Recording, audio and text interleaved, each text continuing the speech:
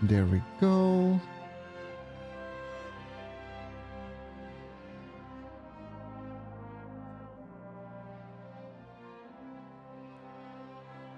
Okay, I'm gonna...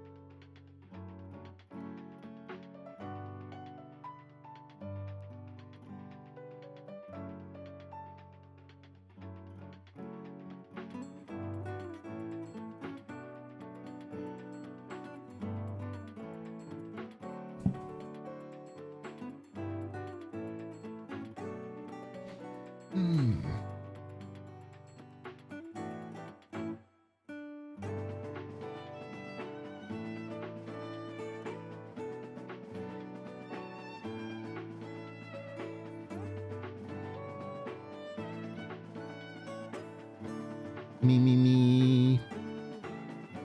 Alright, audio seems to be fine.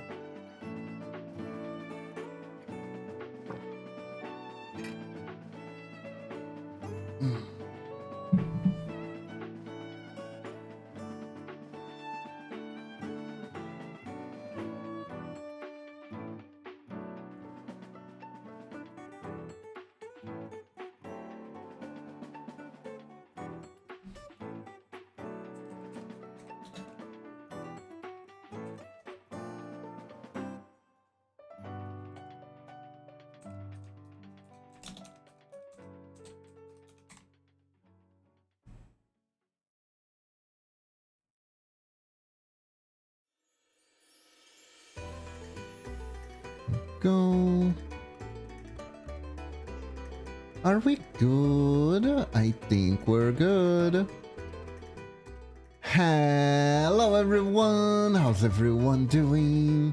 Welcome to today's stream at a different time than usual. I wonder if people are gonna notice. I wonder if people notice. Maybe I should actually give like a little heads up on the Discord just a second.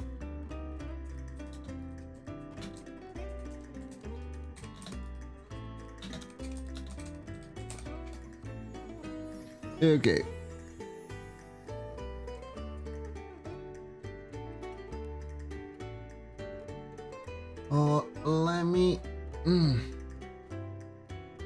Let me grab my rafts right here.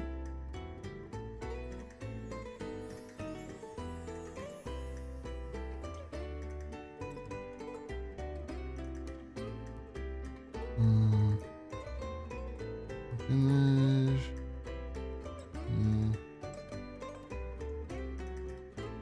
That's raft number 1.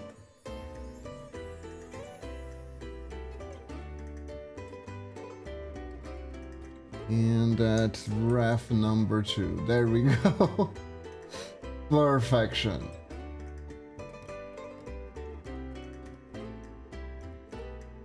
I did think I did a good job so far. So we got the bases. We're gonna make it a sword later. think, do we need anything else here? Yeah, thankfully she already uses gloves, so it kind of fit with the Ninjaling sleeves, ironically. They don't have to do everything, which is cool, which is cool. Now, do we need anything else, any extra details? Not really, all we need to do, maybe add some extra shadows here. There we go. Maybe like this.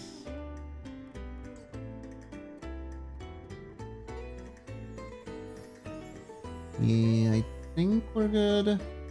There might be like a little extra refinement, but I think I want to leave that refinement for later. So for now, this is good.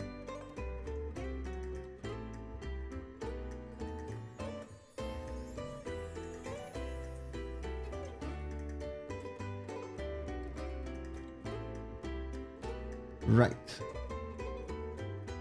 We're on frame 2. Wait, hold up.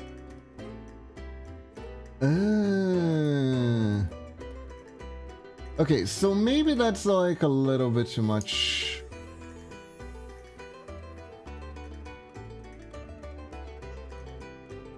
Yeah, no, for the pants, I do think I need actual color for them. There we go.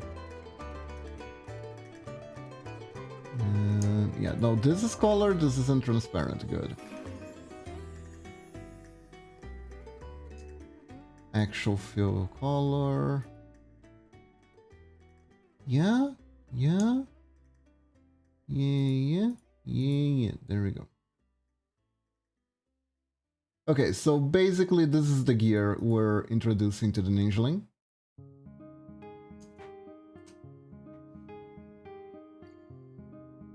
So now we need to make sure that the animation makes sense. I want to animate the hair. I really do. So for the hair, we can do like a little bop with the bigger hair part. And as per pixel economy, one of the tenets of pixel animation, if you're gonna expand one area, you need to shorten another to make sure the motion makes sense to the eye. Like, I don't know. Maybe you could argue that, oh, but there's more hair behind, it doesn't have to shorten. It still doesn't feel right. You know what I mean? It's like an instinctive thing. In your head, it would feel wrong, so that's what we're doing here. Okay, so we did the same on this side. At the end of the day, it is, as I say, Ninjalings, the animation is way more about the feels than what you're actually doing. Because at the end of the day, the drawings aren't moving, it's just paper flapping really fast at its core.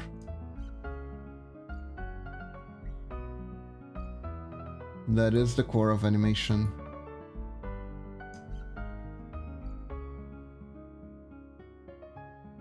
It's all an optical illusion. So it's not what makes logical sense, but what gives the right feels that needs to be done.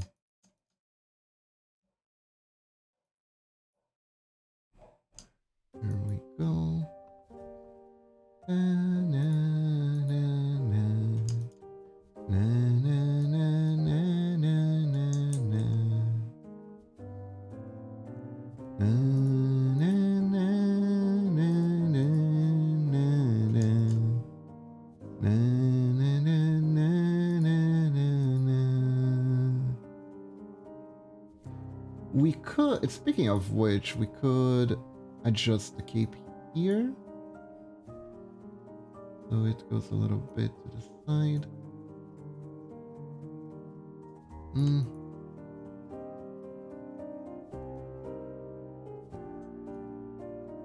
Songs from this game are so like deliciously nostalgic. And just the right amount of melancholic. I thoroughly enjoy it.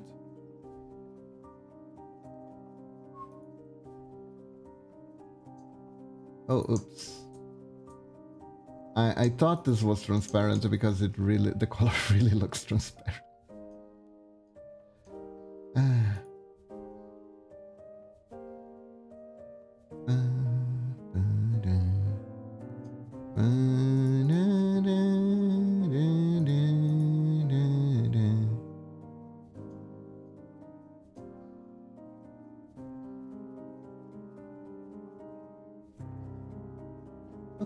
Okay, we're doing good, we're doing good. Now we take this one. And what we do essentially is go one down.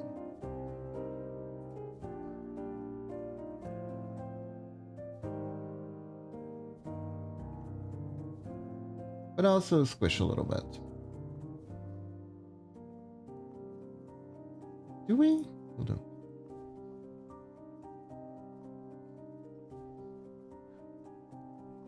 You know, this is actually fine. I'm just gonna do this. There we go.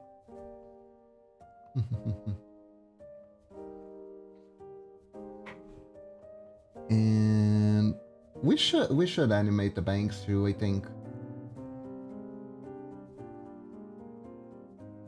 Otherwise, not gonna feel as natural.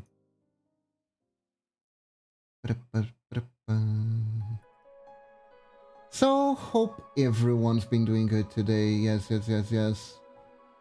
Let's see. I actually have a lot of topics to talk about. So, for starters, why am I streaming at this hour? Didn't I change schedule?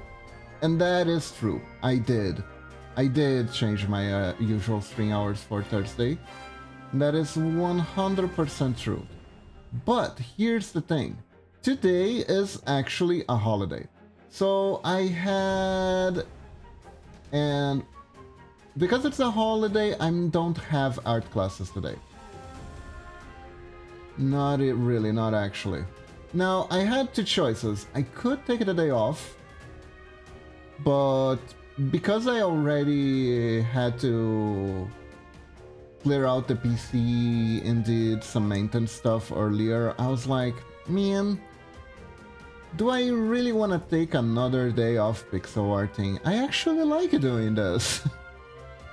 I know it's tired, it's tiring, and sometimes you need to rest the body and whatnot, but I like doing pixel art, you know? So, and also at the time I had some commissions. I did manage to finish them, thankfully.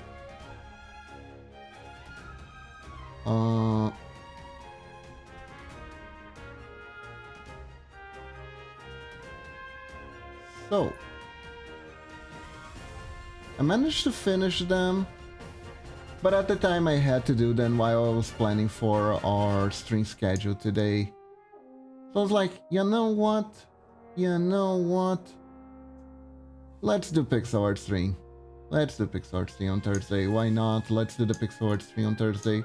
And let's do it in my old time slot. It's gonna be fun. It's been a while. Haven't tried this time slot in a while. Ooh, nice. Do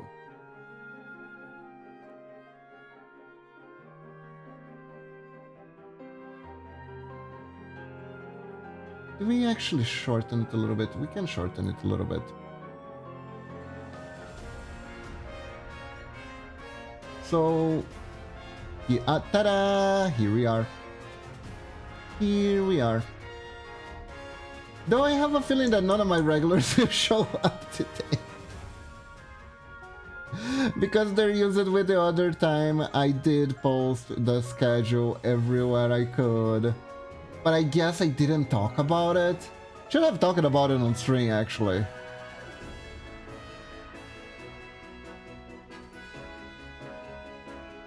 So if they notice, it's gonna be something like, oh, what the fuck? But it's quite alright. It's quite alright. There we go. There we go.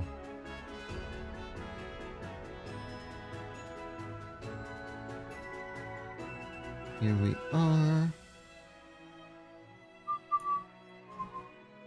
The thing that I like about pixelart streams is that, theoretically, even if no one shows up, and even if you completely forgot to tell on... Oh fuck, I completely forgot to post on Blue Sky and shit. That's how I call Twitter. It's literally college shit on my computer. But anyways, let me get...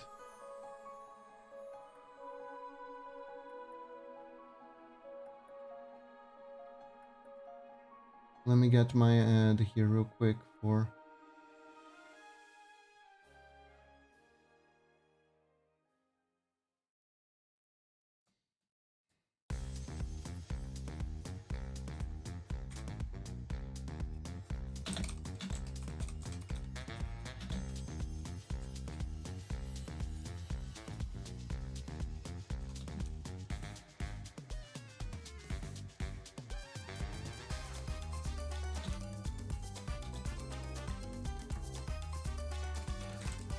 Okay, streaming right now, Ninja Lanes. I guess that works.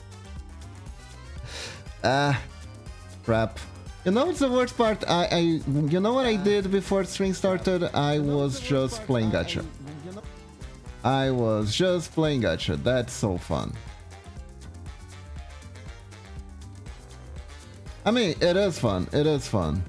I even rolled it for the new character. I got the dome. I got the dome, sheepy dome. I haven't even tested it properly.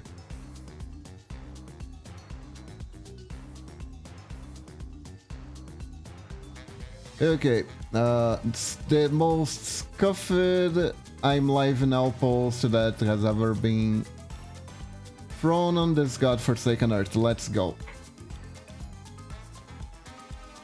Okay, and let's go back to pixelating.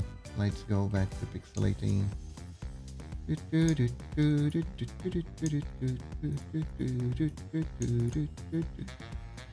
So currently, let's see here.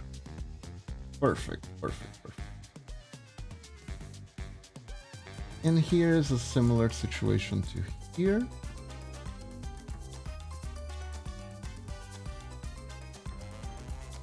But here we have like the opposite situation at the same time. The body is gonna stretch a little bit. So there are some signifiers that we need to do here.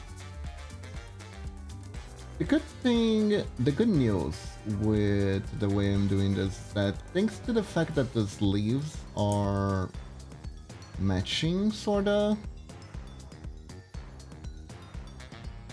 I can find the point of animation easier. The points of animation easier. Here. And it's kind of funny, because Gebura actually has like a sort of a wolf theme going on, because she literally fights a furry. There's like a furry as her rival in Library of Ruina. So I was wondering if I should take the wolf ears away from the Ninja Lane Fortress animation, but turns out that I don't really have to. Turns out that I don't really have to.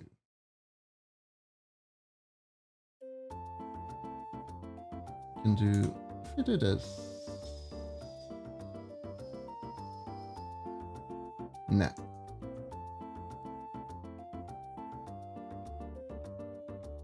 Here we go. Hello, Lunatic. How are you doing today? Welcome to the stream. Hope you're doing good. Holy shit, that red mist? It is. We're gonna do your Ninja Lane reading today because I managed to finish all the commissions I was working on yesterday. And I even got a few new on the horizon. It's pretty funny. I have like usually with my commissions, it's always like, oh, you're gonna be completely free for like 3 weeks straight, and all of a sudden, new commission. Yeah. It is neat. It is neat. How are you doing today, Lunatic? Hope you're doing good. Hope you had a good day. So far. I don't remember. It's the end of the day for you right now, right? Yeah, it is. It's nighttime for you. It's in the morning when I stream during the night. It's in the morning when I stream during the night and I see you, it's like you're getting up, it's the first thing.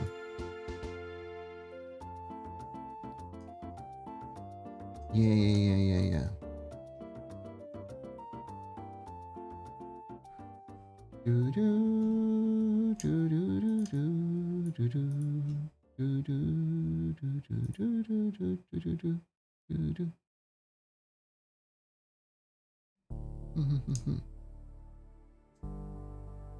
Okay. So today, what can we talk about today? We can talk about a lot of things today, actually. I actually took notes. There's a bunch of random things for me to talk about today. Like I said, the first things first is the reason why I am streaming right now, which is simply we got a day off from school.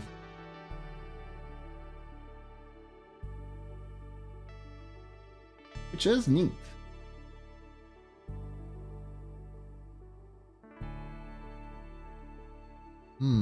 How about this?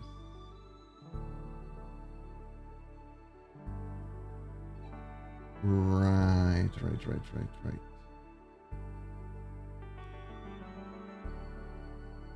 Why did this happen again?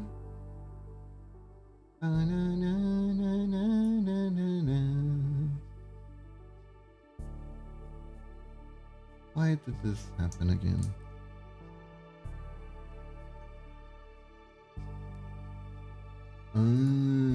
Because I went a little bit too far with the... Right.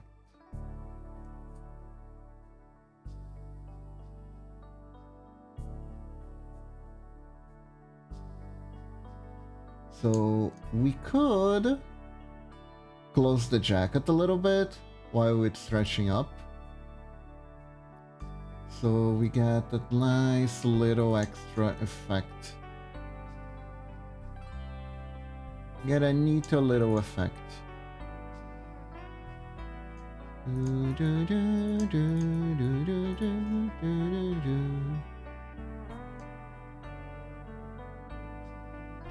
Yeah.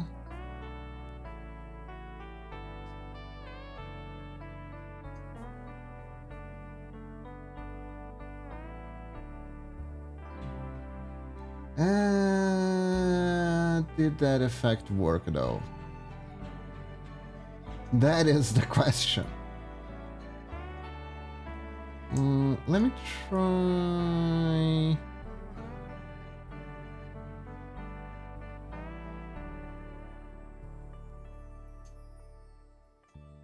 Like this.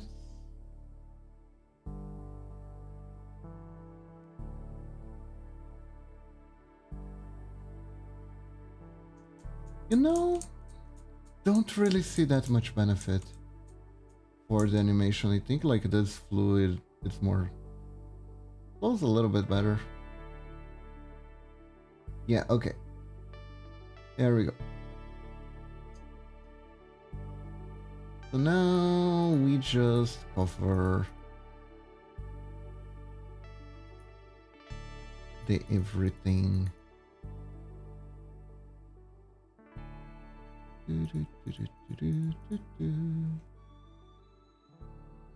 Actually, I can probably make it easier if I just do... No, no, no. There are some small differences. Whoa. I was thinking I could just take the... But the eyes do something.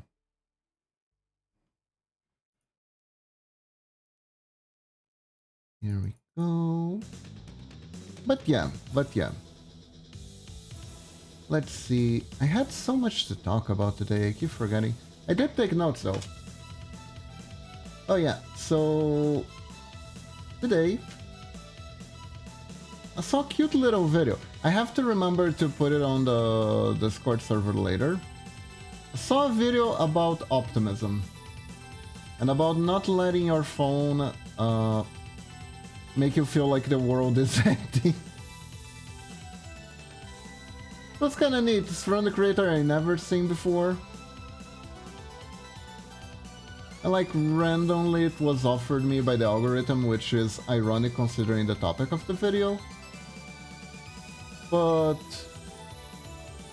it was neat, it was cute. Talked a little bit about phone addiction and hopelessness. And how to deal with it, basically. Let's see. Which is like... Okay, you do see people trying to sell you answers on the internet. You don't see people just being honest about it a whole lot.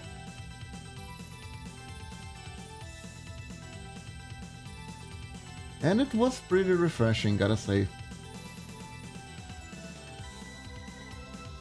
Pretty refreshing video. There we go.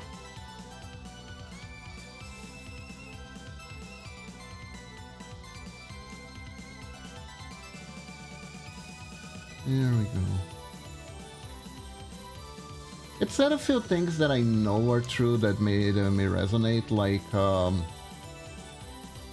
you are the principle of you are what you eat. So basically the type of content you consume will a lot of the time shape your thoughts.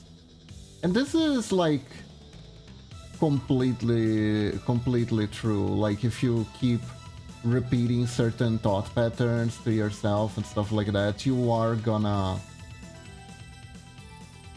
believe in it. Now that I think about it, I don't think the other custom ninja links they had the shape of their eyes changing. If you are what you eat, your honor, my client is an innocent girl. Aha! Perfect defense! Case closed. I see no trouble with this testimony anymore. Oh my god, can you believe, bailiff? We almost sent an innocent girl to jail. Case closed. Beautiful.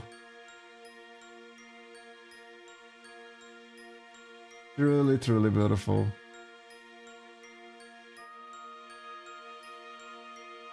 This is even better than the Chewbacca defense.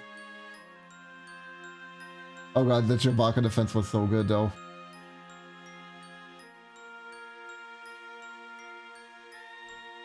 True work of art.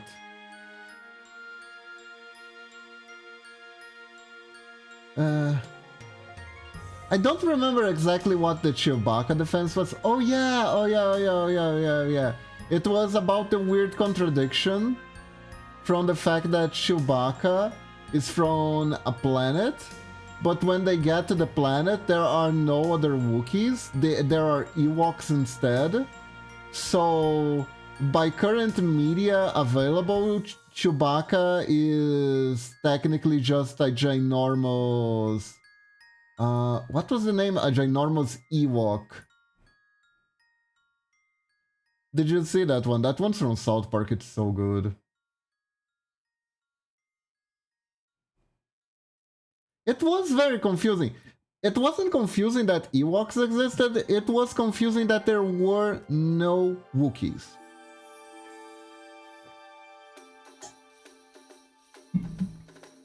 And there are other Wookiees, and they are on Endor, because you see them in the Star Wars Christmas special. There we go, I went there. I don't know if that's still canon, but my mind wants it to be, because it's honestly really freaking funny. It's really freaking funny. If I'm not mistaken, I think George Lucas himself kind of wanted the whole the evidence that that special exists burned or something. I think that might have been like a urban folk tale though. Not entirely sure. It's kind of like the Area 51 burial site for copies of E.T. Atari E.T. Which is considered to be the worst game of all times, which honestly, not true. There are a couple dozen of games that are way worse. Like, come on. But also, kind of an overblown reaction. There was a video game bubble when E.T. for the Atari was out already. Did you know that? Did you know there was a video game bubble with like the first video game that was ever released? Isn't that weird? Isn't that wild?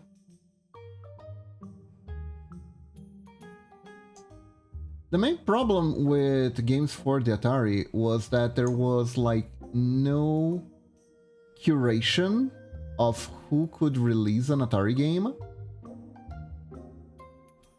So there were plenty of independent developers who just released it without Atari released games, without any consent from Atari. Because of that, there were actually porn games for the Atari. Isn't it wild? Porn games for the Atari? Do you know how much bits Atari has for its graphics? 4. That's half of what the NES is capable of. Not the Super NES, the regular NES, the little NES as we call it here in Brazil. The possibilities were limited. I'm not gonna say the possibilities were limitless because they weren't. They were very limited.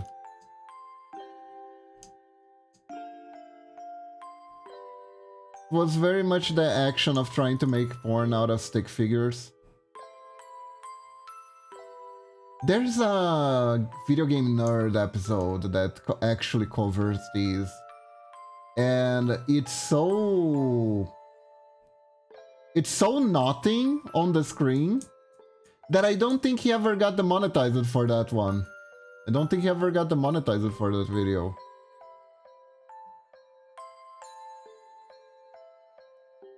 Which is technically a video about explicit content, but the explicit content in question is so impossible to decipher that I don't think it gets demonetized. At least it didn't at the time. I don't know nowadays. That's actually a funny thing to research. Did he had to take that video down? Because I don't think he did. I don't think he did. It's like I always kid. It's okay if I make if I put adult pixel art here because it's already censored. It isn't, but you know. But like for Atari, that's kind of true. For Atari, that is kind of true.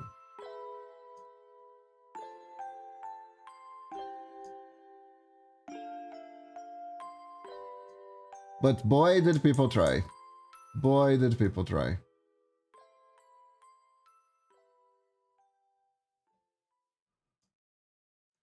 So, yeah, there was no quality assurance. The games were pretty bad, as you can imagine, because of there's no quality assurance.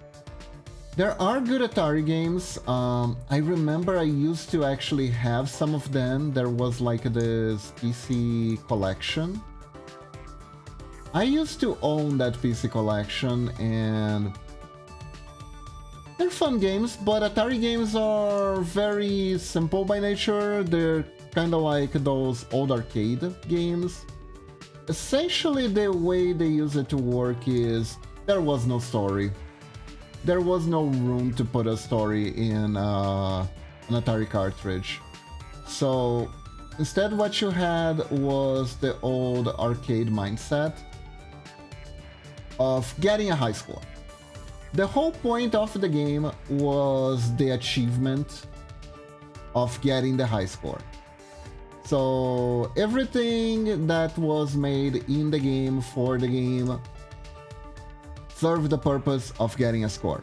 You see that this is still present in Nintendo games. I don't know if you guys remember when I was playing Mega Man. The very first Mega Man had a scoreboard, which is totally unneeded for a Mega Man game if you stop to think about it for 5 seconds, right? Like, why would I need a higher score? There is a stage. There is a limited number of enemies for me to defeat. Why would I need us to keep a score, right? To play it again and I guess improve my score as a means to know that I'm a better player? We all know nowadays that there is like no one trying to make a X point runs of Mega Man. What people are trying to do with the original Mega Man, however, is how fast they can beat it, which became like the true expression of skills for old-timey video game. It's like, oh yeah, but can you beat it this fast? And that's like the challenge now. So scores are a little bit of an outdated concept in general, but it was all the rage at the time. So it was all about getting a high score, and the game didn't know when to end, essentially. Kind of just kept going. So how would you know when it was game over? Simple. What the game would do way back when was it would just get faster. Whatever was happening at the screen would slowly get faster, up to a point where reacting to it was literally impossible. Well, it just couldn't be done. You just couldn't react to what was happening at the screen. There is a point of breaking. And how far you can go past the point of breaking was basically what determined how good you were, essentially. So you would naturally get a higher score the longer you were able to play, and the game would become unplayable after you played it for an X amount of time. People who like to get existential on your ass will say that old video games were based on life. It just gets harder and harder to keep doing whatever the hell you're doing. Which is not untrue. But come on, man, I'm trying to play a video game here. Why do you gotta kill my butt like that?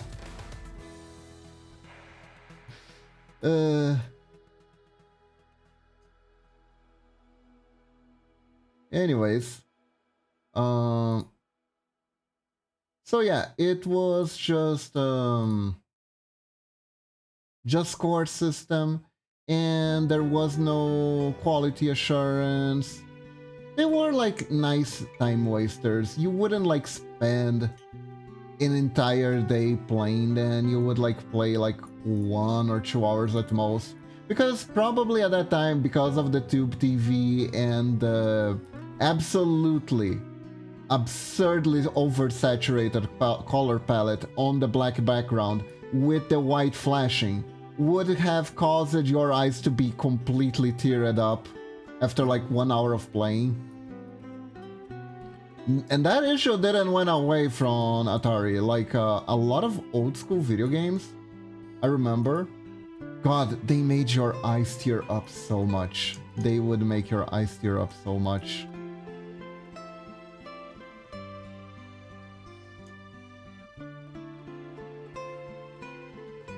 They were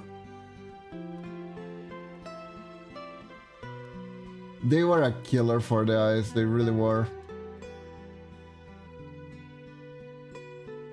I love them, but goddamn, did my eyes get teary a lot of the time that I was playing. So basically there was like a soft cap on how much you could play a game in general at the time.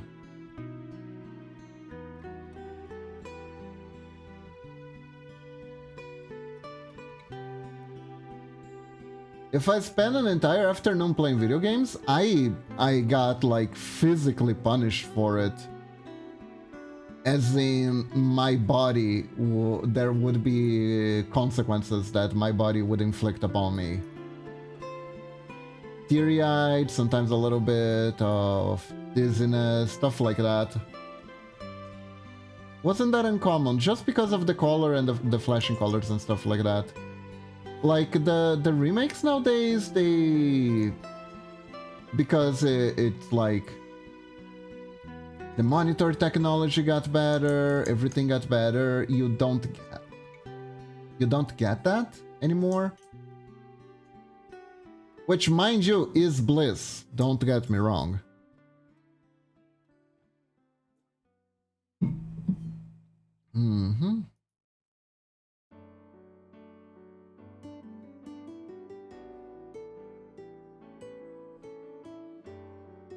But yeah, and the games were very simple, they were very repetitive. I remember there was one game that was basically a game where you're shooting cans in the air, and the goal is to keep the cans bouncing, essentially. And that's the whole game. It's one screen, there are cans. The cans are falling and you click on them with your cursor and the cans go up again. And more cans start appearing.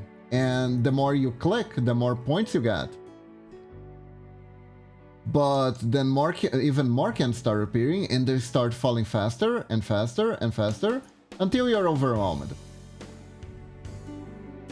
And what you get out of the experience is essentially the number at the end. And you can be like, oh my god, I got a score of 5,000. And then you would go to your friend's house and you would show off that you could get that score, and they'd be like, oh my god, now I'm gonna have to try and beat it. And then they would try to play it too. That was pretty much it. That was video gaming. And like, I don't know, I think it was the 80s or something like that. Like I said, I didn't experience that firsthand, although I did have a neighbor that for some reason still had an Atari. It was absolutely an old console, but it was also very expensive.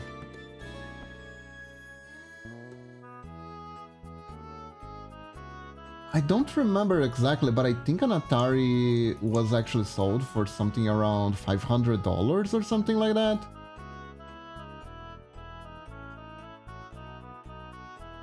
The amount that we get for our money nowadays is actually very high compared to when gaming started.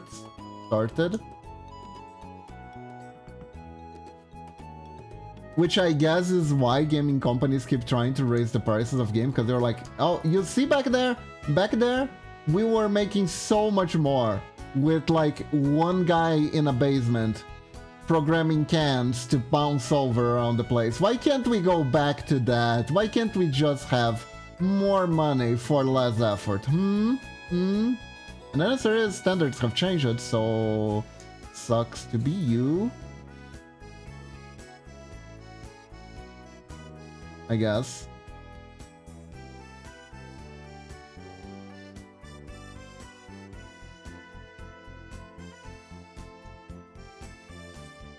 But yeah.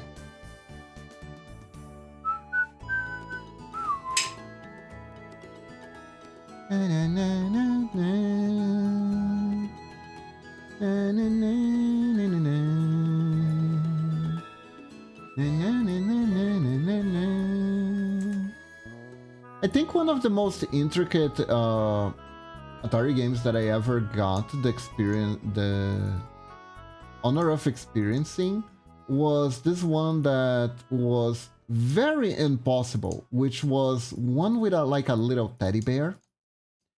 And that one actually had stages in it. And having stages in an Atari game is very, very hard. Like you don't get that. You actually don't get that. It's funny to think about that, but it's true. You don't actually get stages in an Atari game. It is like a luxury.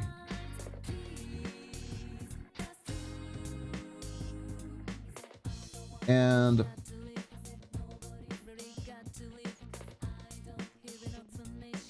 the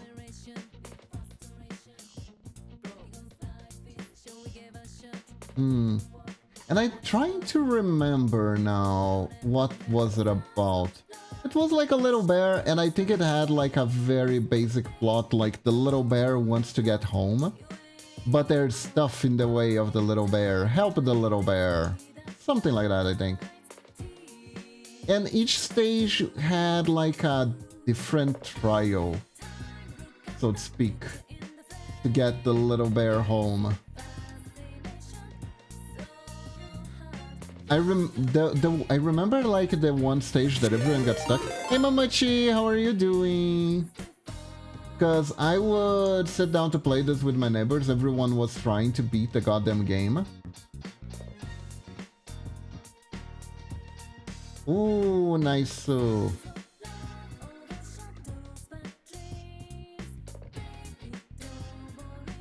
I am gonna make the hair move a little bit here. Welcome, welcome. I'm talking about Atari games. They were weird.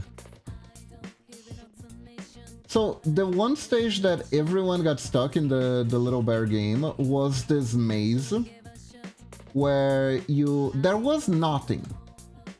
Did you ever play one? So oddly enough, in my own neighborhood, there was a neighbor who actually owned one.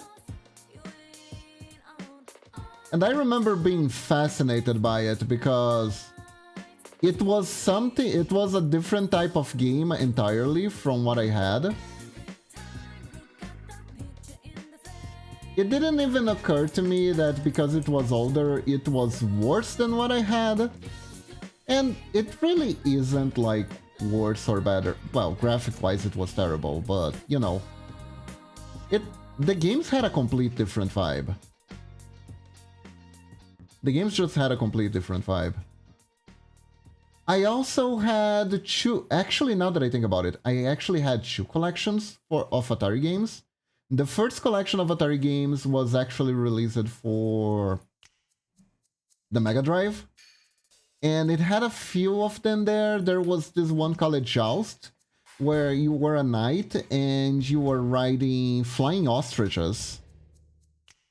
And you had a little lance, and yeah, it was Joust. Your job was to knock out the other ostrich knights with your little lance, while they tried to knock you out with their little lance. But the problem was there was only one of you, and there were several of them, but they were AI controlled, and they weren't very bright. They weren't very bright, so... And the vibe was essentially that. There were like a few platforms that you could use, and you would fly around, knock out the other knights, try to get your holding, and you kept doing that until they were too fast for you to do anything, and then you died. Because that's how every one of those games worked at that time. You just keep going until you can't go anymore. And then you check out your score and you're like, oh, I got the high score. Whee! Like, honestly, I can totally understand how people got the idea that video games were like a huge waste of time from that age of gaming. Because, yeah, there wasn't much to... It was just a way to kill time. It's just a way to kill time. There wasn't like a really a media a way to experience stories. Like this all started. This all had very humble beginnings. Like very, very humble beginnings. The humblest of beginnings, really. And the other one I had was for PC. That I think was released by Atari themselves. I don't even remember why I bought it. It was probably because my neighbor used to have it and I was like, oh, I'm kind of nostalgic for these. Let me see what they were actually like. But yeah, and none of these collections had the bear game, which I wanted to beat. I really want to beat the bear game. And the stage we always got stuck was the same. It was the stage that was a labyrinth, and I think it was the final stage actually, because all there was on that stage was the labyrinth. There were no enemies, by the way. There was no ghosts chasing you in the labyrinth. It was just a labyrinth. But what got you was the fact that you couldn't touch the walls at all. You touch the walls, you're out. You're out. You get one less life and you restart at the beginning. So we would try to use, you know, that joystick that's like literally a stick. You'd have to use that to navigate with surgical precision this very tight little map.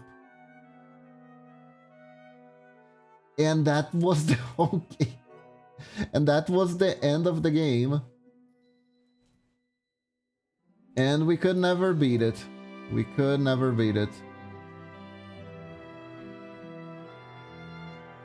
And honestly, that was it for the bear game. There wasn't a whole lot for it. Like, one stage was kind of like Pitfall, where you had to swing ropes from side to side, but it was like a single screen. And if you got to the other side of the screen, it was already over. It was stuff like that. It was like a mash. The stages were just a mashup of mini games, essentially.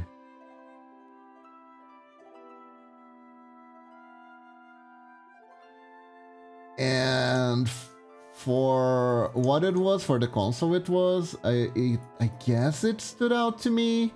I don't know. Like, they didn't have a whole lot of games. The cartridges looked funky too. They didn't have like the best presentation. They were like literally these black bricks with the name of the game on them. And that was about it. It wasn't as inviting, right? As they made most video games things be nowadays. You know what I mean?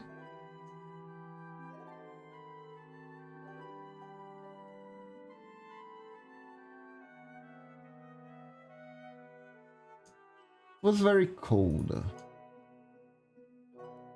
I suppose, is one way of saying it.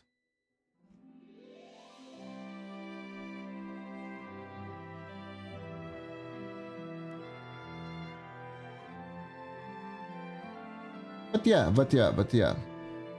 Those were Atari games. They definitely existed. They caused a market bubble at one point. Because everyone could make it then, and because the quality of anyone making them was so bad, and they were so pricey that people were like, you know what, I don't think I want to buy any of these anymore.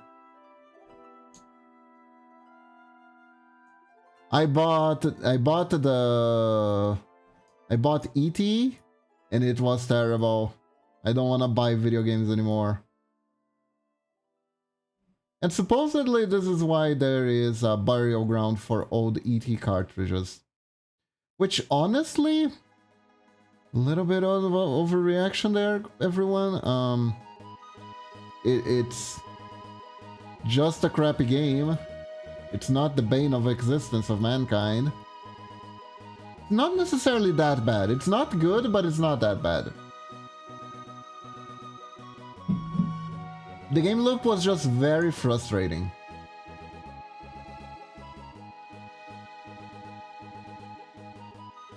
Which isn't necessarily a crime.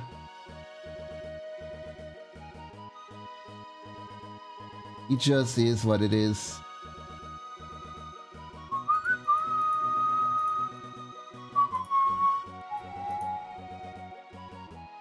Yeah, like, I don't think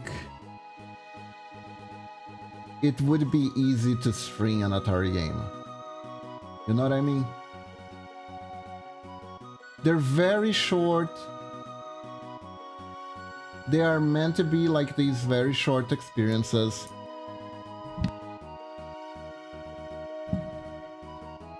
I mean, I suppose if you're really engaged in seeing the... What? And there goes another bot. And there goes another bot. If you're very engaged in seeing the streamer try to get a high score or something, then I suppose it could work.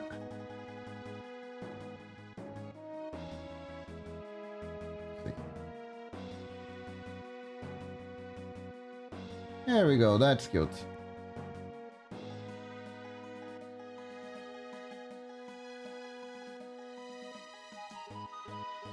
I want this though.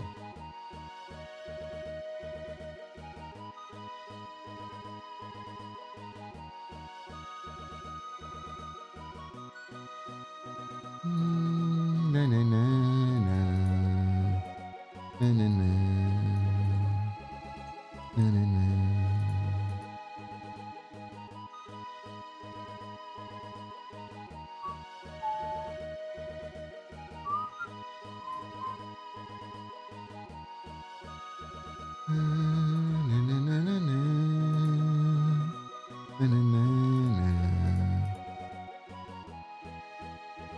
Oh, frick. Did this on the wrong layer. Yes, I did. There we go.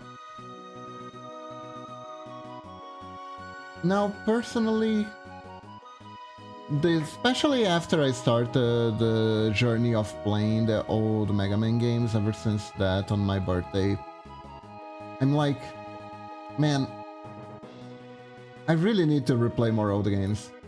I really do. One thing that I see a lot of people complaining on the internet, right, is that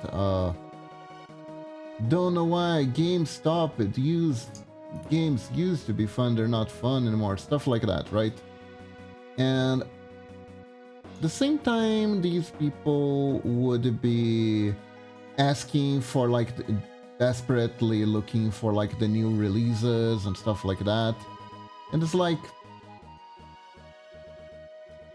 maybe make sure, first things first, go play the old games, make sure that they're fun, right? Sometimes it's kind of weird. We feel this high value for things that are new. Things that are new have to be better than things that are old. You know what I mean? There's a lot of value judgment on new versus old,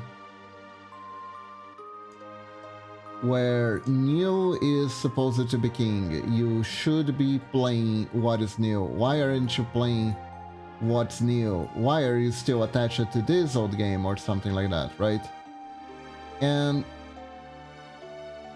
if what's out on the market isn't doing for you, there are so many games have already been made, man. So many games have already been made. Go play those again. Go look for games that actually emulate what those old games did. Figure out what you actually like about them. Because there's a point in your life where all games are fun. All games are fun. You can play anything and you're gonna have one hell of a time, right? You get older, you get pickier. That's normal. That is normal, especially if you consume a lot of media. This happens with every sort of media. This happens with anime. This happens with video games. Which is why we're talking about that. This happens with everything. And if you're growing up, you may come to this point of transition and you may not realize you reached it. And play old stuff. If you feel like you don't like the old stuff that you used to like, that's totally fine. It may mean that you change it. It may mean that you don't like to play video games as much anymore. Then you have to, you know, figure out what you like now. It's a journey, but you can do it. And it's gonna be 1,000 times more productive than just being on the internet complaining. Even if you might make a few good points. I mean, the game industry has been a little bit bizarre lately, but that's some... But like... There we go. There we go. And what I found out from playing old games is that I still like them a lot. Mega Man was so much fun to play. And I can't wait to play more of the series. Can't wait to play more of the series, can't wait to play other stuff too.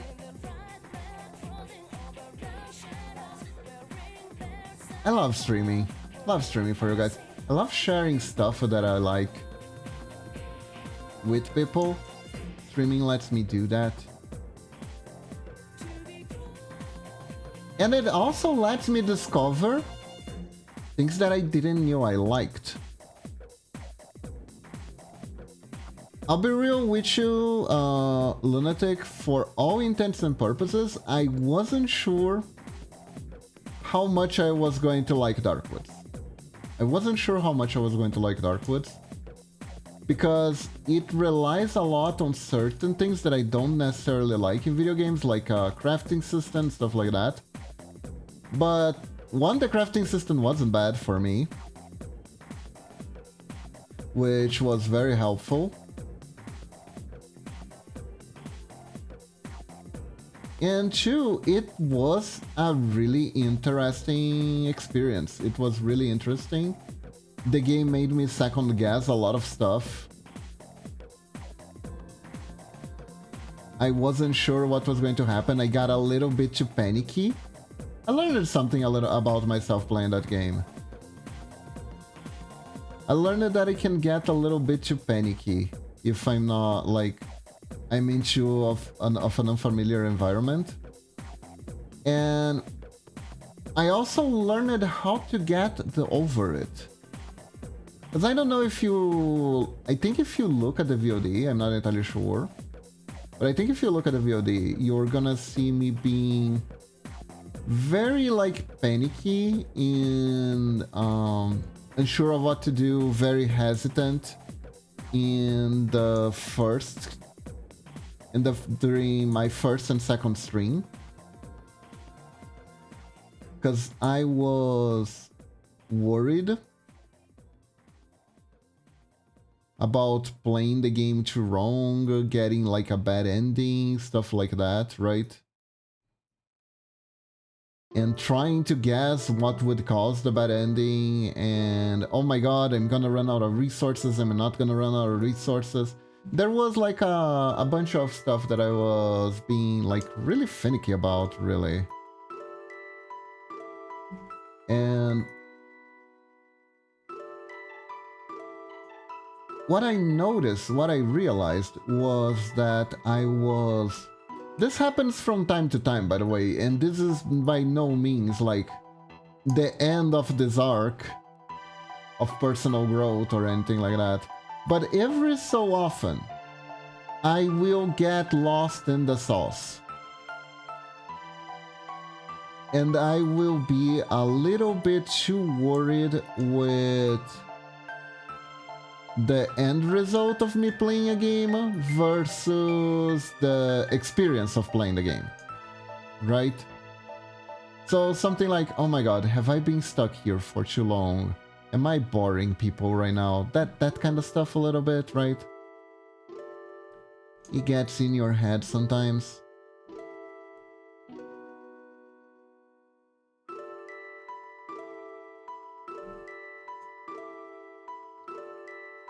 But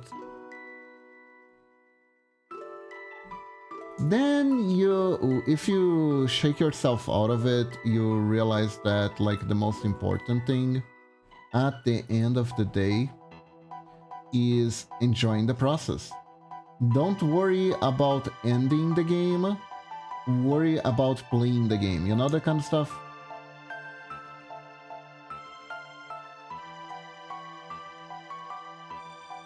Because at the end of the day, there is nothing worse than watching someone play something while they're not having any fun. It's really, really bad. It can be really, really bad. Depending on your intentions. If you're watching a rage game that you had a rough time with and someone is like yelling at the screen, it's really funny. But like if someone's playing a game you like and they are just having a bad time with it and not really giving it a chance, which is like the biggest thing, then it becomes like a much less enjoyable experience, essentially.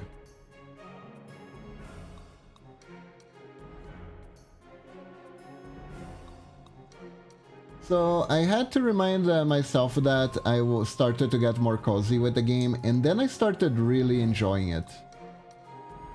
And it was a really good experience. But I still feel for Piotrek though. God damn it. Why did I kill him?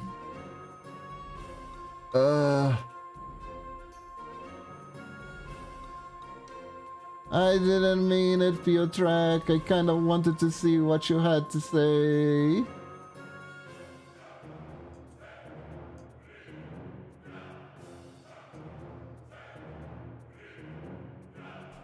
I almost feel like at one point I might just play that again just to do Piotrek's story.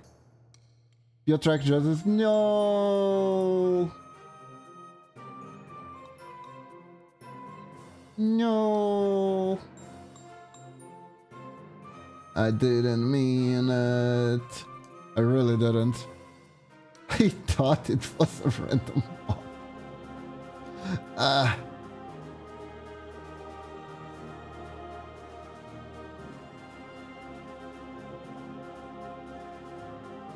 I swear, Your Honor, I didn't know it was a person. I thought it was a random mob, but the mobs look human, come on.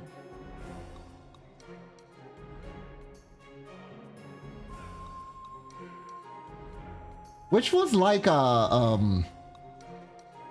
one of the things, you know what? The fact that the mobs look very human genuinely freaked me out in like a meta level. Did they look like monsters to you? Yes. Yes, particularly the one with like 2 heads and 5 arms. That one in particular looks like a monster to me. What do you mean? It was ripping off its arms out and throwing at me. It's not normal, Momochi.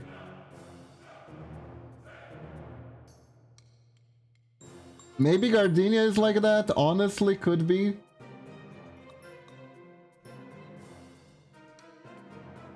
You would be a different kind of VTuber if that was the case, but...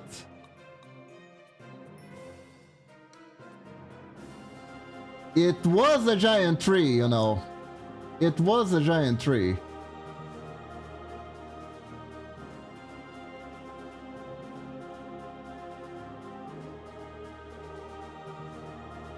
But yeah, that was such a cool game. That was such a cool game.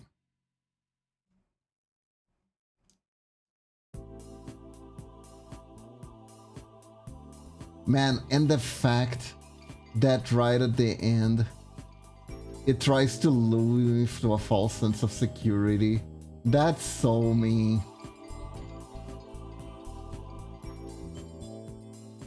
It was kinda therapeutic that we got the end that we got. Where we could burn the whole thing down. After getting the bad ending, question mark? It's kind of weird. The bad ending is looks like a good ending, and the good ending looks like a bad ending. That's another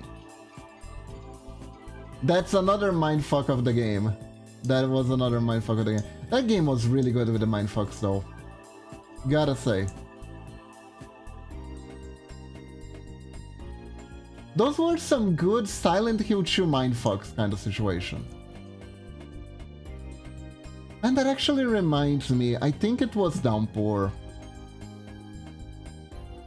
Downpour had one good moment of like complete mindfuckery that was so awesome, but it was the only one.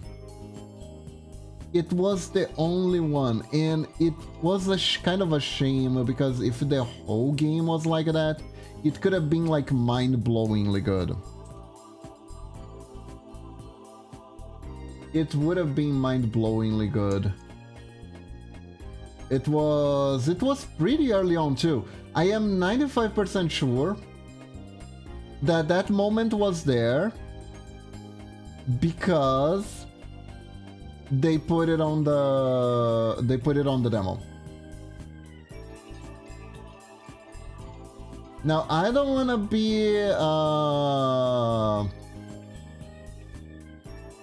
to be too cynical here, but I think that one was only there because it was on the demo. And like, maybe they wanted the whole game to be like that, but things happen, and then it wasn't. Game design is such a mystery. It's such a mystery to like, game development, I mean. Game development is such a mystery. You can never really tell. Unless you get like the full story, you can never really tell what truly happened during the making of the game. There was stuff... Hey, successful games have stories of things that happen that you wouldn't believe of. So the failed ones are even like hairier in that regard.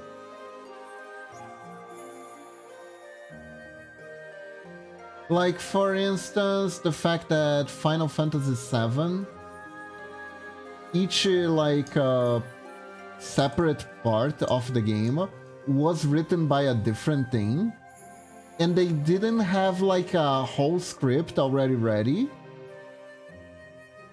They were kinda writing from the head guys like vibe notes. Vibe check note. Sephiroth, bad. Tifa, good.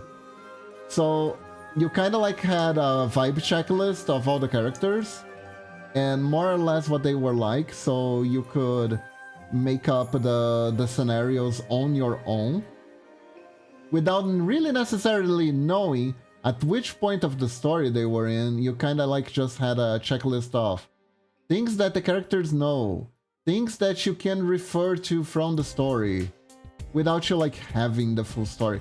It's so crazy that that was written like that, while at the same time it makes perfect sense why some sections are the way they are. because you can kind of see it. But it worked, and it turned it out into like one of the best JRPGs of its time, so...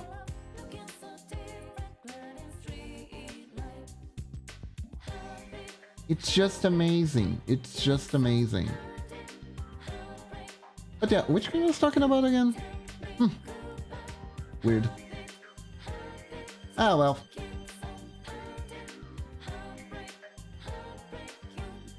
Game design is crazy, point of the story.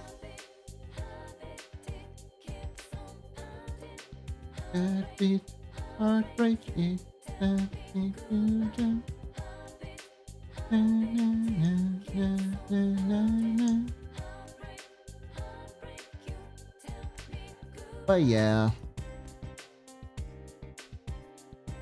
it's cool. It's cool.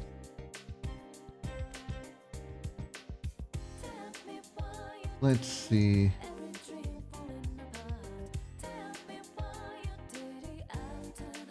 I'm a big sucker for nostalgia. Oh yeah, Downpour. Downpour was interesting. It wasn't a bad game, but it wasn't mind-blowingly great or anything like that, and it had like a very, very lukewarm reception.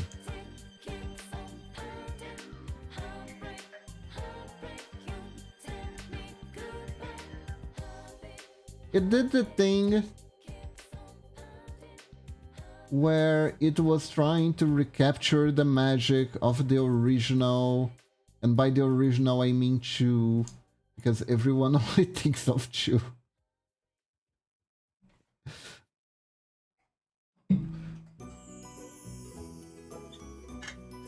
And people also forget that that Silent Hill F isn't the first Silent Hill to have a female character.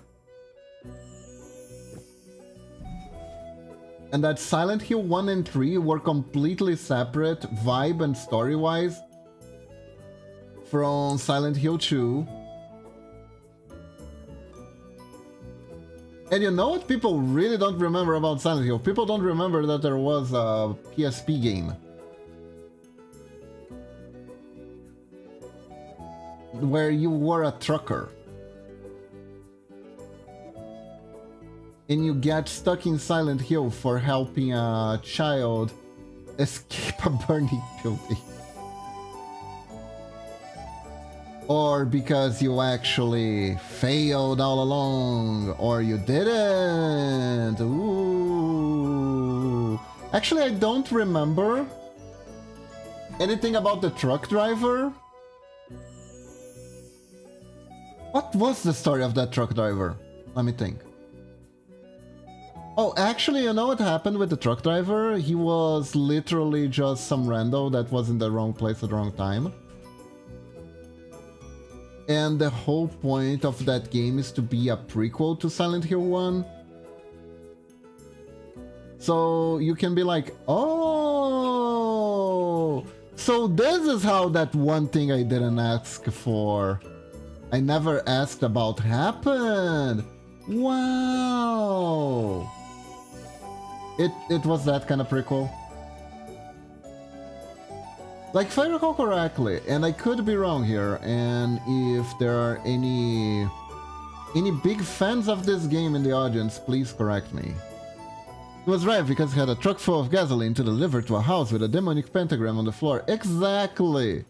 Exactly. I don't even... You know what, Momochi? I don't even know what he was carrying. I have no way of proving he wasn't delivering the gasoline that was going to be used to burn the building, outside of the fact that when he got there, it was already burning. I think he was late. And one of the cults was like, you know what? I found a match. We could just use that. I found a match and some kitchen grease in the back. You can just use that. I was gonna use it to make bagels today. I like to make fried bagels, yes, but we can do this. We can do it for the sacrifice instead. I'll make the sacrifice, and then they all laugh together like a laugh track going, ha ha ha ha. Oh, Ben, you're so funny. Sacrifice. Anyways, let's murder this child. And they all did, and they had barbecue after. Actually, very unknown fact, they were having barbecue using the house fire, like, behind, but they all hid when the truck driver came. It's true. Don't look it up, it's absolutely true. And it was chicken. It was chicken. Yakitori chicken, even. So let's see here.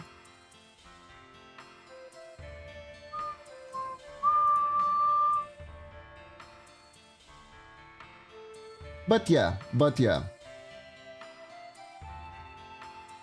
So the truck driver, let's see, he was there delivering the flammable goods to the cult. He sees a creepy ghost child on the road, he crashes. Hello, Asuka! Then he sees a burning house. He sees a child who looks like beef jerky on the ground. Tries to save her. It was the demon child. I'm doing good, Asuka. I'm doing good. I'm trying to remember what happened in that one PSP Silent Hill game. I think it was Homecoming. No, it was Origins. Even though Homecoming almost makes sense for the name. Homecoming is another can of worms entirely. And then he goes like, "Hi, little girl, you seem to be in trouble. I'm gonna get you out of here." And then he does, and then he is stuck in Silent Hill, the little girl disappears, and then you find out that the little girl is committed to a hostel, and essentially the whole thing was just to be like, this is how Alessa survived the burning house. No one asked it. Could have been supernatural powers, no one cares. But it was all because of you, the truck driver. You fucked up their evil cult's ritual, and now everyone else is gonna have to pay because the little girl is mad at everyone. Except you. She's like, you can go. But first, fight a bunch of nurses. Yeah, actually, it doesn't really make much sense why the game even happened, right? The guy could have just like be a footnote. Yeah, the truck driver was passing by. It's crazy. He saved the girl. Can you believe the jerk? Anyways, back to the main plot.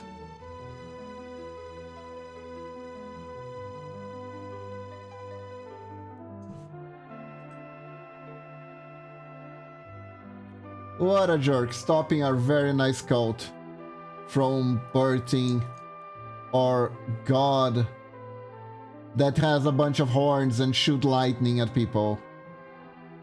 People used to worship those. It was good for them back then. It's good enough for us today. And if you stop to think about it, they were really religious conservationists. Instead of a cult, they just decided to go back to a time where you would worship gods that shooted lightning at your face and had horns. As you do.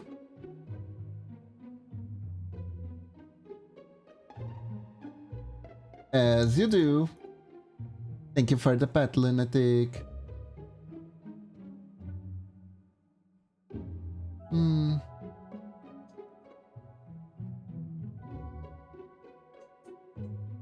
Cause back in my day,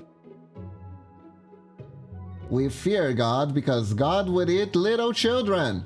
And it was so much better back then.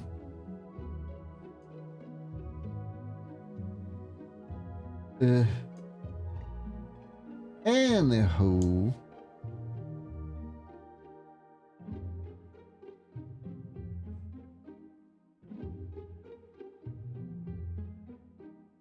Grandpa, please stop trying to offer us to forgot to eat.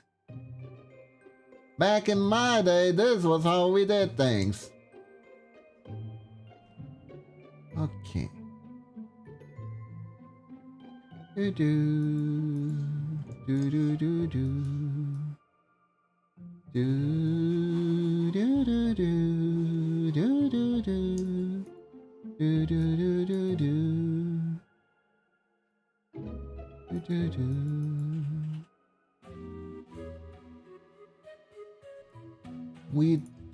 We actually hide the tail here.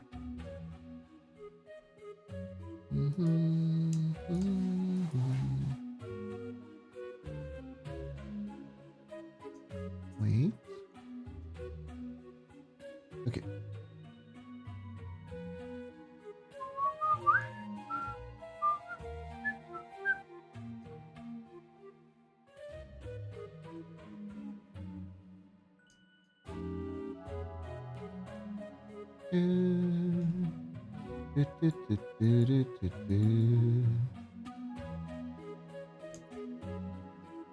You know, chat, sometimes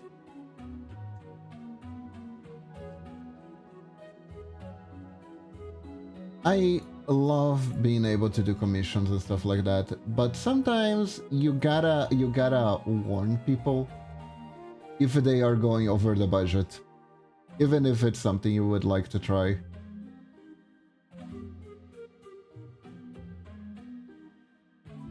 I always try to watch out when someone has an idea that they are getting a little bit too excited when they are commissioning me for stuff, and I gotta be like, yeah, but doing something like that would have to cost this much, because then I would be stuck doing it for X amount of time.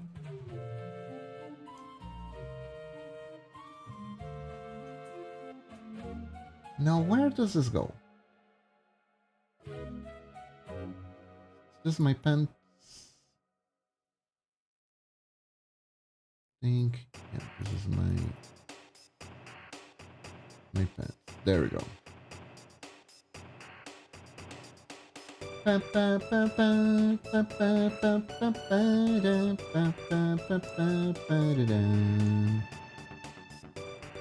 Okay.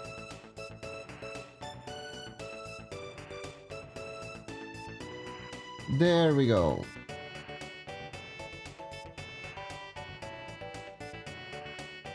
Sleep.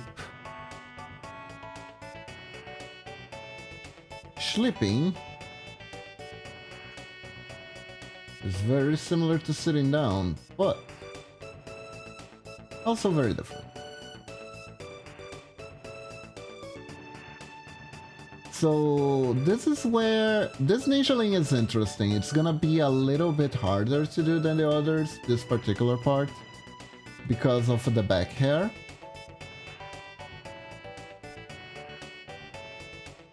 Because it's gonna rely on like a little bit of extra animation. Because usually the way I do this is... because most of the time it's like just hats, right? But this time you got the back hair. But it's easy. It's easy if we just do it by parts. So the first part is actually this. We take the back hair parts out. If I was a smarter person, I would have put it on a different layer, right?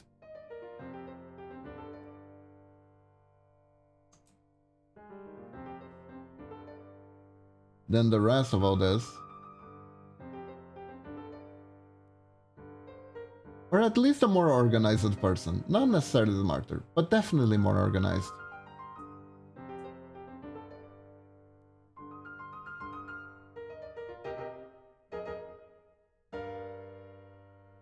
So it would be... so first let me copy this, then... is it... whoa, whoa, whoa, whoa, whoa, calm down there. Yeah.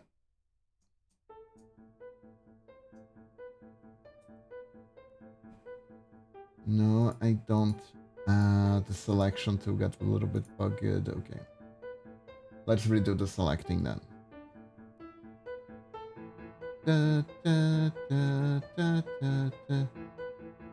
So chat, recently I saw a streamer play a game that I played a while ago on Discord actually, because it used to be the case that Twitch would actually not have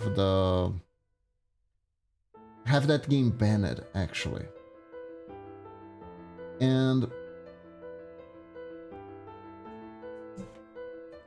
they played it recently. I think it's unbanned now. I think it's no longer a banned game. Which, awesome, actually. Awesome possum, totally.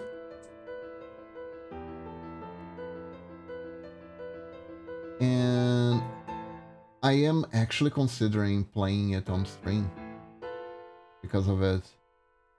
This is a game that I have seen, that I have total, if you count the total amount of times I've engaged with this game, it's been 4 so far?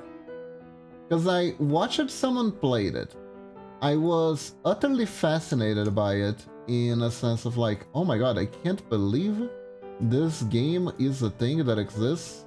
It's so funny. It was very... Love in the Space? No, Harvester. Harvester.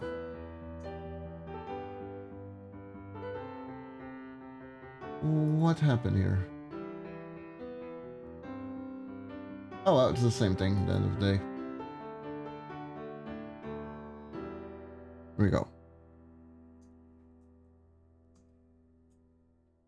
Oh. Wow, I am... Hey, Brokeman, welcome to the stream. How are you doing? Hope you're doing good. Hello, hello, how are you? We're doing pixel art. I did a thing that I don't know what I did.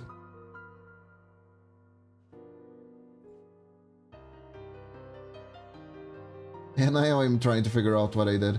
I had this on the bag. I probably activated some shortcut that I don't use ever. So I used it by accident. Anyways. It comes to my attention that today is my 2 years anniversary since I followed you on Twitch. Wow! 2 whole years? Thank you for following me this long. Oh my god. Thank you, thank you.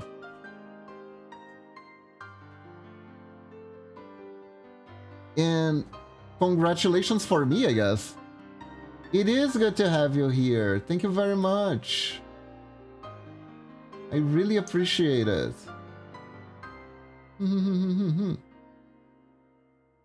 Thank you for following me all this time and seeing me play OG games and yap a lot while I'm making the pixels. I'm making the pixels happen. Today we are doing a reading. Oh, this is like the exact same. There we go. Also the same position. And no, this one is not quite that.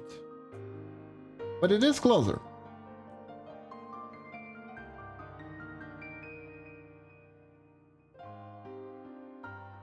There we go. So for this one, I do it like this. But yeah, what was I talking about? Oh yeah, I was talking about the Harvester. So the Harvester is a game that when I was first introduced to it, I thought it was a Kuzo game, right? A funny one. But essentially a janky game. that was excessively violent. Didn't feel like it had a point. Celebration time to press the big red button. Oh no! Uh-oh. Did it work? Did the button work? Hold up, did it not work? It keeps turning off randomly. Is it not working? It's not working. Why is it not working? Hold up. Hold up, I'll fix that right now. Where the frick is it? It's supposed to work.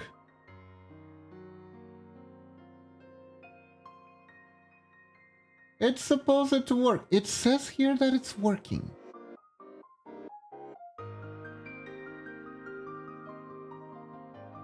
Yeah, everything is here. Why is it not working?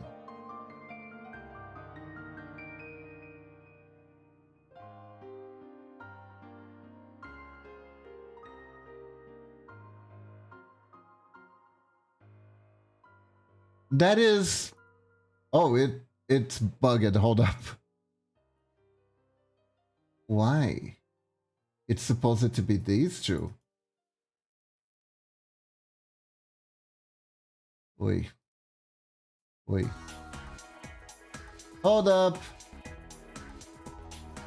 I'll fix this right now. I don't know what is happening. It keeps bugging with what they are.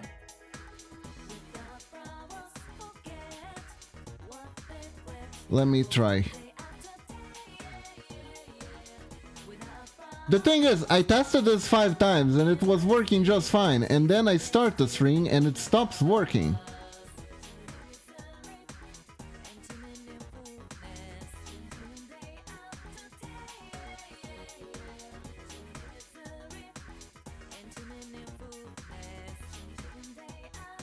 Why? Why? Why doesn't it work? Why doesn't it work? That's... It says it is, look.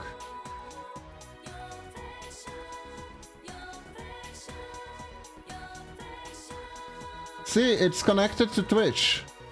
Twitch authenticated and connected. And it is connected to VTube Studio.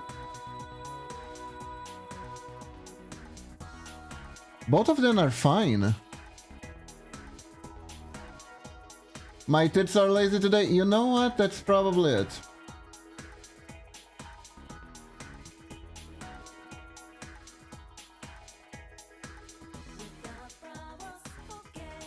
Yeah, the name matches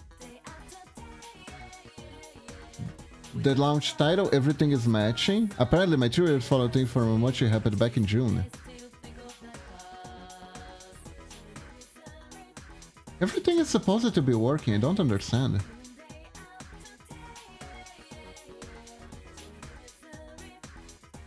Let me see.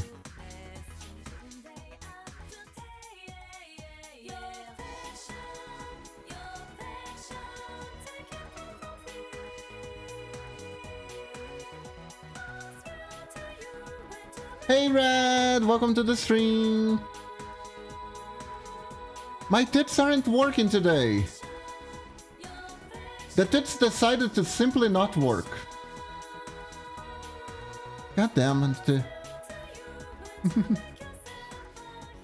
My tits just don't work.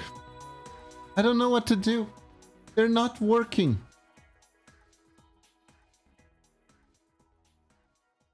Did you download the new update? There's a new update? Wait. If there is a new update, that would explain a lot. Doesn't it auto-update every time you use the launcher?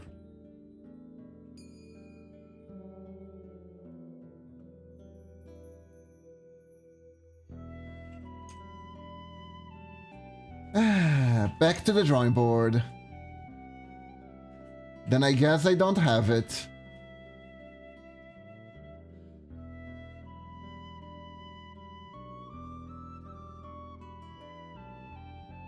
Damn.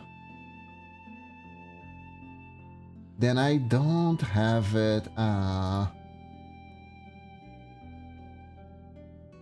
Tragic music plays.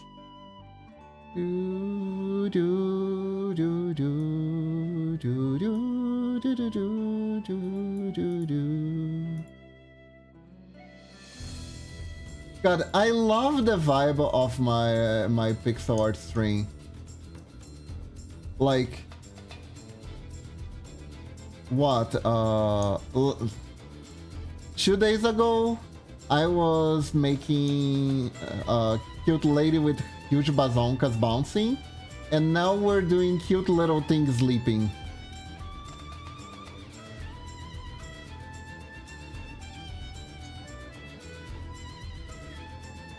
Gotta love the contrast.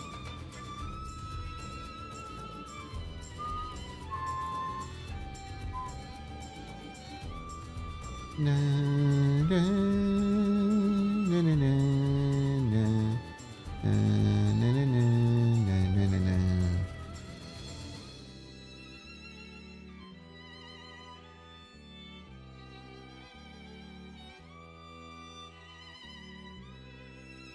Loop. I see, I see. Then I guess I need to update again. Guess I'm gonna have to do that later. Okay, so everyone, don't touch the launch thing. And I don't know how to refund you, Brokeman. I don't know how to refund you. I wish I did.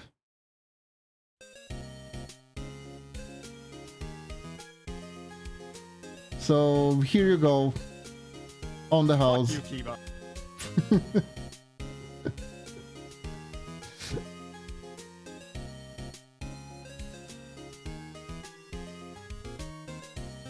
You get a free telling me to fuck myself. Go fuck myself.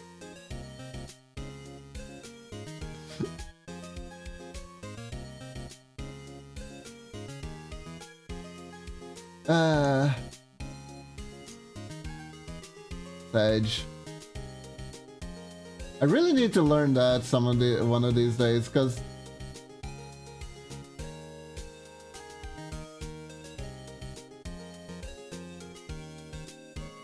got the PC back from maintenance.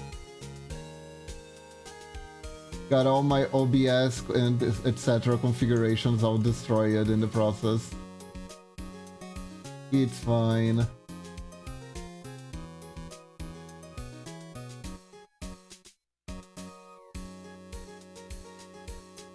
Did you guys know that saving your profile on OBS doesn't actually save your configurations? There is a separate one.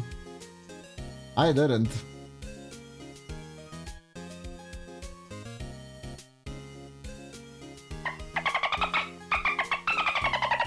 At least the sound alerts are working. Selfing noises.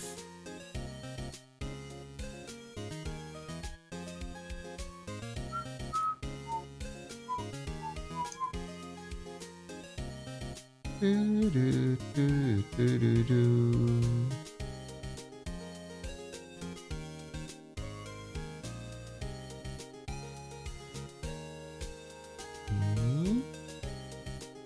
Perfect.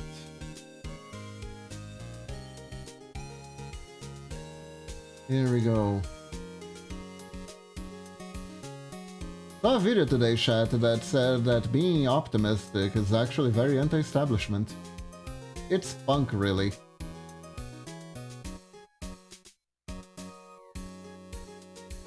Found that very interesting. But yeah, what was I talking about? I was talking about the Harvester. And I was talking about Silent Hill. And my god, I'm going everywhere today. Let me pick a lane. I'm gonna pick the Harvester. So I saw someone playing the Harvester recently, If you don't know what it is a very gory game made in the 90s that had a almost goal to piss off people who said that violent video games are bad.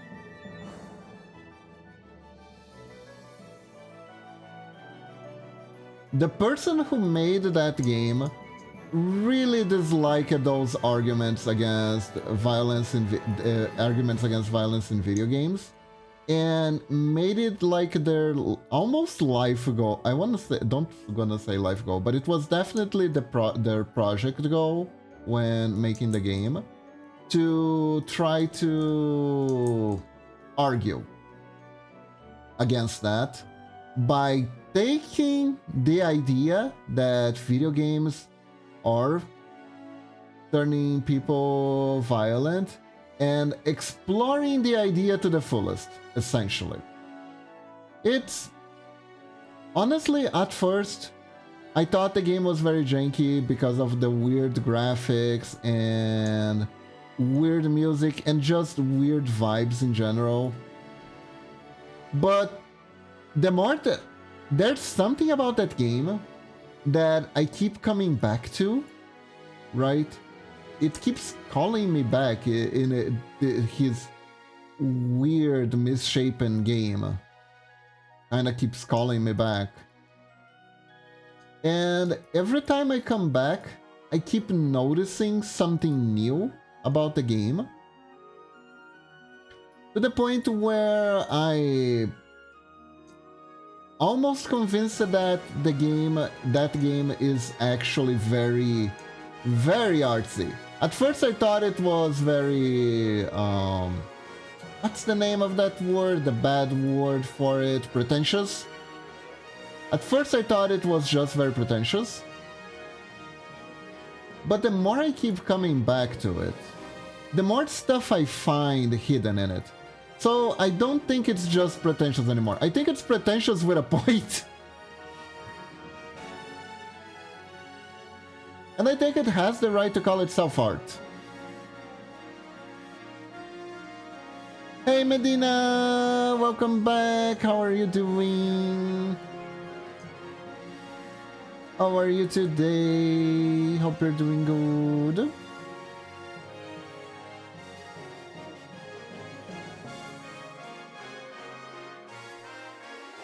I don't know if you saw,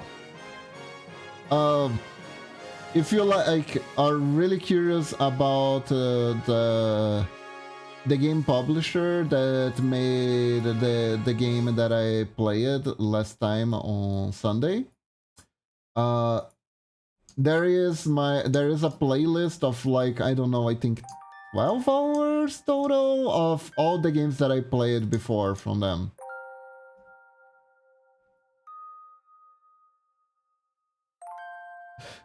Just in case you might check it out. Might want to check it out. How are you guys? I'm doing good. I'm doing good. I don't have my classes today. Don't have art class today because today is actually a holiday in Brazil.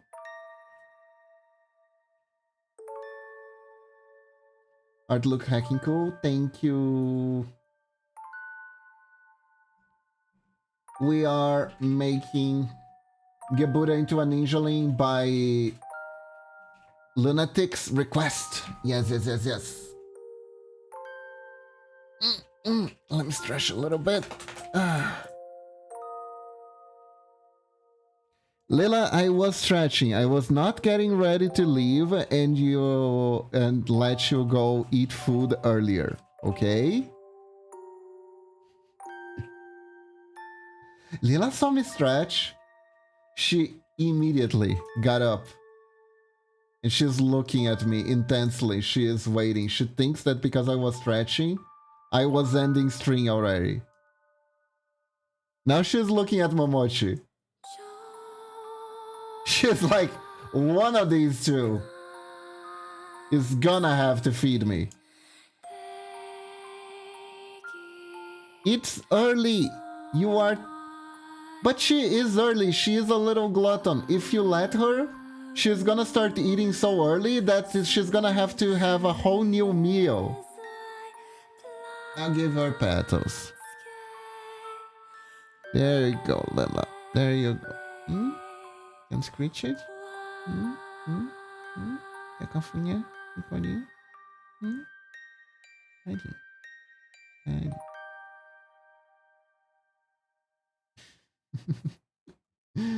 Oh. This was more to Fury early. You can have a second meal later. Yeah, pretty much. She already has like 4 meals a day, if I'm not mistaken. She eats a lot because she doesn't eat dog food. And dog food, most dog foods have this thing where they makes it so the dog doesn't want to eat again too soon. It kind of, and apparently it kind of works similar to those diet pills, you know, where it kind of bloats up in your stomach. Which isn't particularly good if your dog has like any intestinal problems. Yeah, it is absolutely sussy.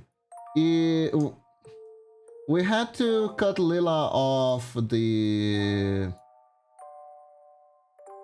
off dog food entirely. She can only eat like actually cooked food nowadays.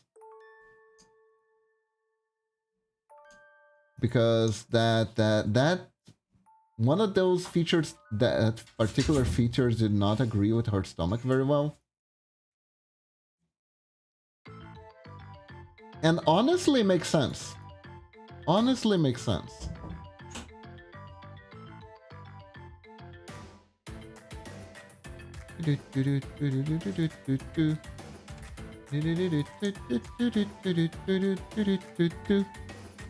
So she's basically a queen who has 2 cooks. Yeah, pretty much. 3 even, because my mom pitches in to help. I don't know if I ever told you this story, but we actually adopted Lila together with my mom.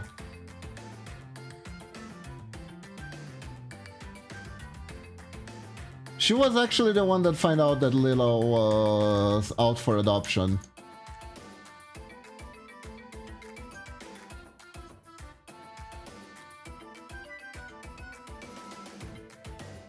I was unaware. Good job.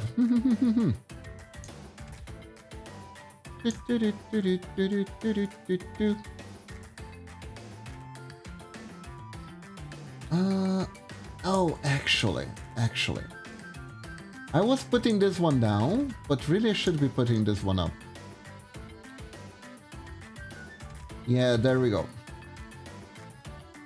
We make the hair even. But yeah. So yeah, Lila gets home cooked meals because of her poor stomach. Like, it's so cute. Before, when she used it to eat the dog food, she was a little bit of a fussy eater, so it would be hard to feed her. Fun fact, there's a new Vermintide 2 level out. Oh, really? That's awesome. That's the one where you have to hunt down the Skaven. I kinda... Honestly though, me personally, I would love if there was one where you could be the Skaven somehow. You know what I mean?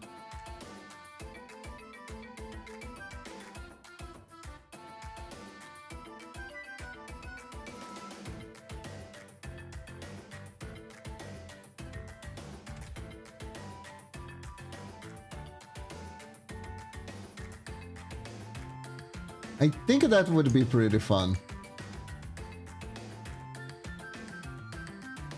Being a super buff Scrave and slaying other Skavens would work out in the lore, so yes, please.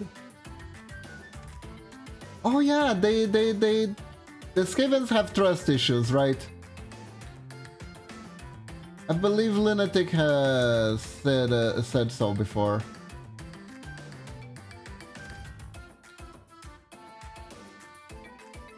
That animation is looking adorable.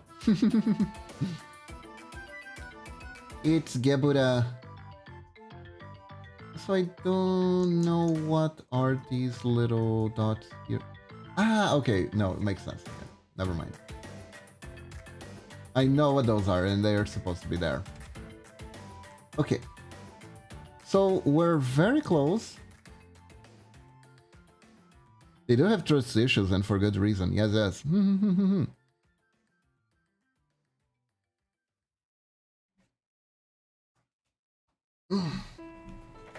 They're kind of all a bunch of 30 traders at the end of the day, right? I know their race is kind of quirky like that.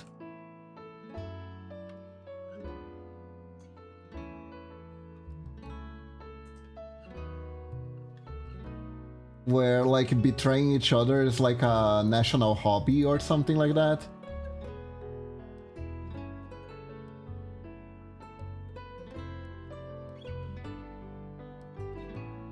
And if it wasn't for the fact that they're all dirty paranoid traitors, they would actually be the strongest faction in the story. Honestly, they sound like a hoot. They sound like a hoot. They're also super duper advanced. They have literal nukes while others have middle-aged armies. But then being backstabbed is kind of their issues. They can't help but rat out each other, huh? Fitting. Fitting, fitting. Man, you know what I was looking at today? I was looking at my issue of Holy Avenger. We have it here. I put it here in the office. We have the full collection. And I was taking another look at it, and I was remembering the... How do I put it? The system, scenery, background... No. The setting. The setting had some, like, really cool quirks to it. It had, like, some really cool quirks to it. It had some really dumb ones, too. But most of them were, like, really cool. Yeah, Ship Donkey came out, and I already rolled for it, and I got one. I probably shouldn't roll for it, because, I don't know, well, Purging Night or could happen again, and supposedly we need to save up for it. But I had free tickets, so I was like, why not? Why don't I treat myself to rolling? I didn't get Heathcliff, but I am okay with waiting until next week to craft Heathcliff.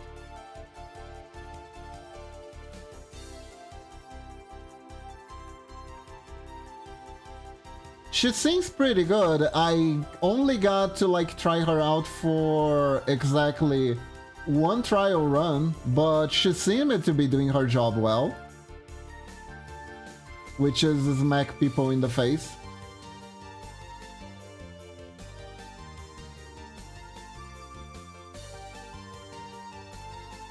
So that was so... That looked cool.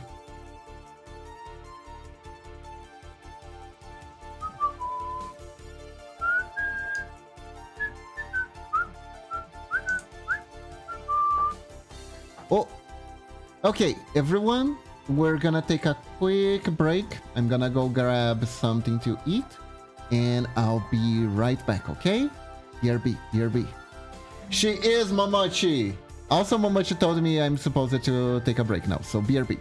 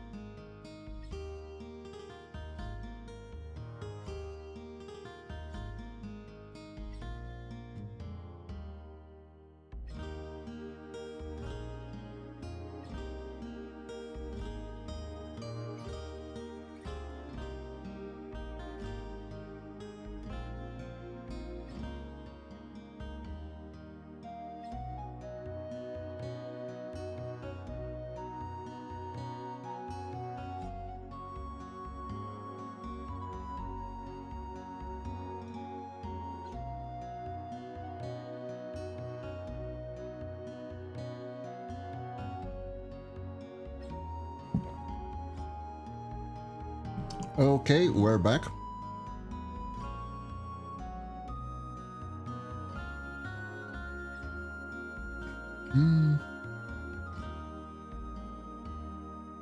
Delicious. You know what I had just now? I had onion and olives focaccia. Onion and olives focaccia. Supermarket focaccia, but still focaccia. Was very good. Was very yummy. Wish I could give you some ninjalings, but you know how it is. The internet isn't that advanced yet. You know, that's actually like the next thing. That's actually the next thing. One, fuck AI, because fuck AI, right? But two, we should be working on 3D print food, right? So you can share recipes with people. You could download a bagel. Imagine downloading a bagel.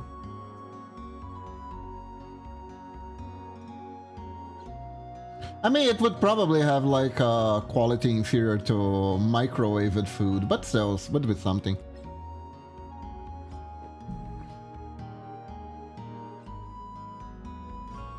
Actually, now that I brought the concept up, I need to explore it a little bit. What would the hell would it be like to 3D print food? Guys, how long does an average 3D printing happens? I wish Norix was here. He's the 3D printer expert.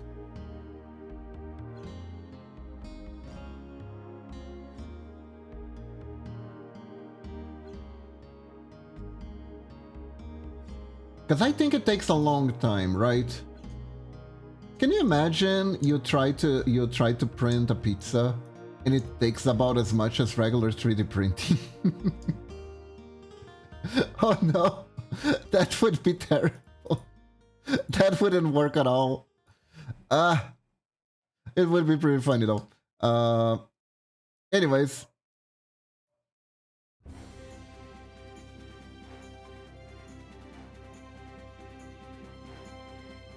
Yeah, no, I started printing my pizza during lunch. Maybe it will be ready by dinner. Of today? No. I mean 3 weeks from now, obviously. What are you talking about? What are you on about?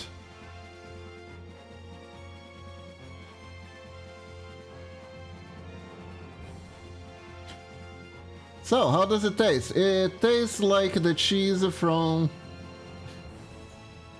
Oh, what was the place? Taco Bell?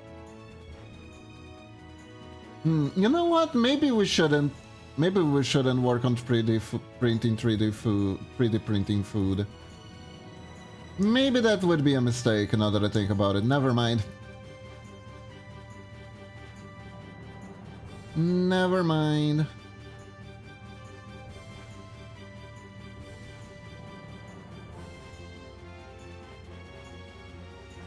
I'm back with miso soup. Miso soup is great. It's been a while since I had some.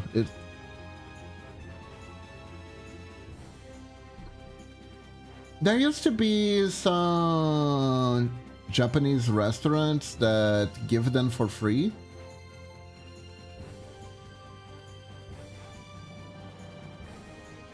They're not giving it for free anymore, I don't think. But it's still pretty yummy.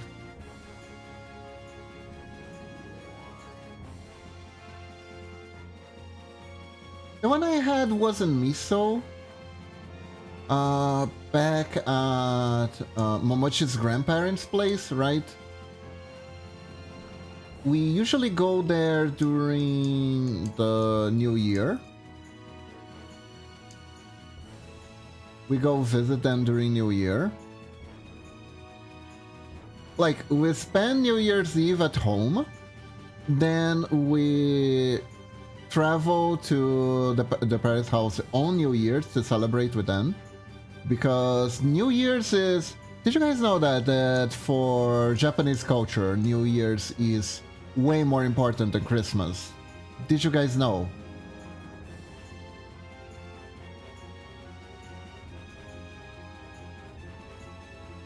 The family gathering... It's... Now that I think about it, right? Huh. This isn't universal, actually. Hold up. Yeah, it's kind of weird for us, but here we are. Now that I think about it, which family gathering is more important for... I mean, other way, it's weird for them, so yeah. No, but now that I'm thinking about it, like, the holidays... I think the importance of the holidays is variable from country to country. If I'm not mistaken, and I could be wrong here, not that Christmas isn't extremely important in the US, it absolutely is. But like, the family gathering holiday is not Christmas. Christmas is your core, it's a core family holiday, right?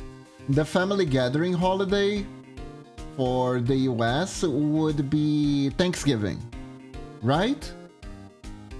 But here in Brazil, the family gathering holiday is Christmas, because we don't have Thanksgiving at all. While during New Year's Eve, it's more of a party holiday, I wanna say. You don't like gather your whole family, it's more your immediate family, or you go out to New Year's parties to celebrate.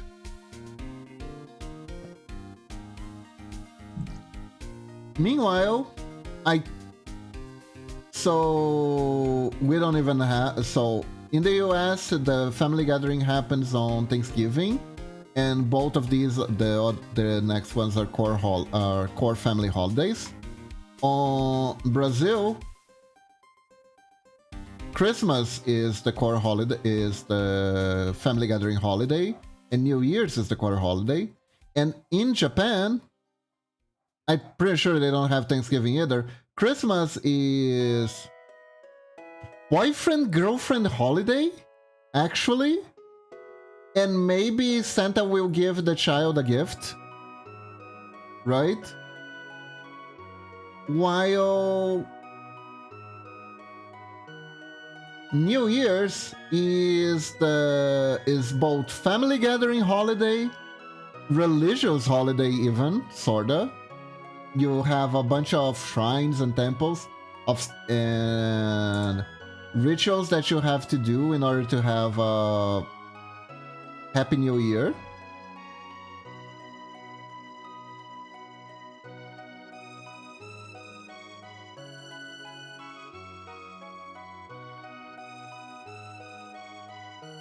And other than that, does a small shrine with Brazilian Miko count for worship? I mean, depends on what you're worshipping, I guess so.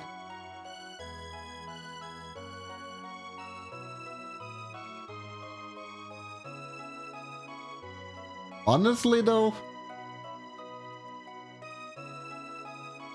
much like in Warhammer 40k, I do believe that the power of fate alone is more powerful than what you're praying to.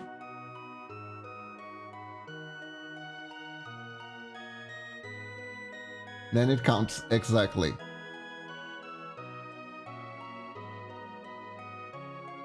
Aha! Straight pixels. Let me terminate them. I knew they were hiding. Lurking, mocking me. Not anymore. Not anymore.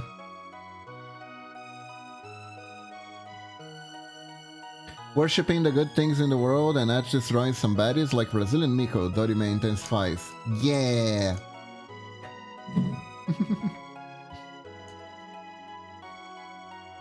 I don't know if you watch Porcelain Maid, but Joel, aka Porcelain Maid, did like a Brazilian food tasting, right? And they got this Brazilian porcelain made art that they would put on string all the time. It was really funny.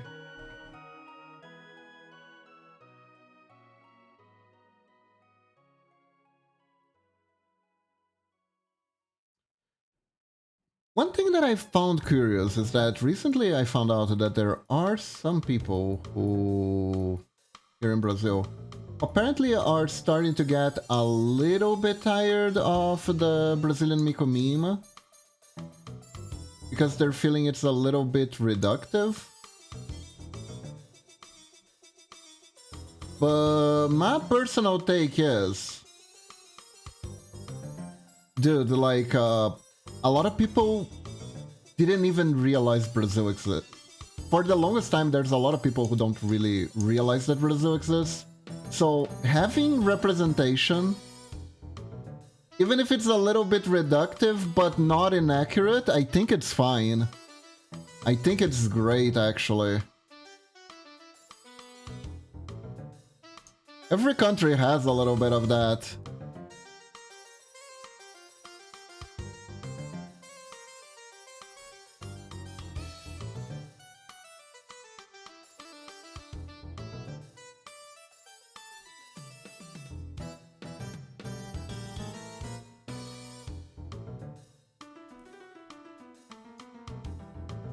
So yeah. Personally, I love the Brazilian Miko meme. I wanna feed Kiba and Momochi Swiss cheese until they are all round and ship it out. Oh, I like Swiss cheese. I like Swiss cheese. I do.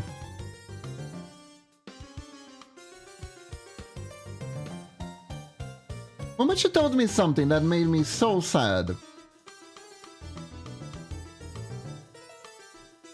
I was so pure and innocent until she told me that. She told me that apparently here in Brazil there are these handmade cheeses that are like directly from the farm cheese kind of stuff, right? And I like them. They're good, but every so often they would come with little air holes similar to Swiss cheese, and I never blinked an eye about that. And Momochi told me that apparently with the way that these cheeses are made, they're not supposed to have holes in them, and if they do have holes in them, then that means that there have been there's poop bacteria in the cheese. And then I had like a flashback of all the times I ate that kind of cheese with the holes, and I didn't know. I had them at my other grandma's place. I had them on the road. I had them on so many different occasions. Hello, cutie kitty! And it was all poop cheese all along. Sage.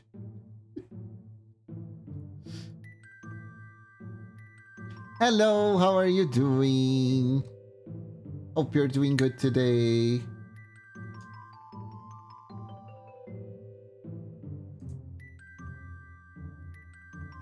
Please eat cheese, not poop cheese. Yeah, now I know. Now I'll avoid them.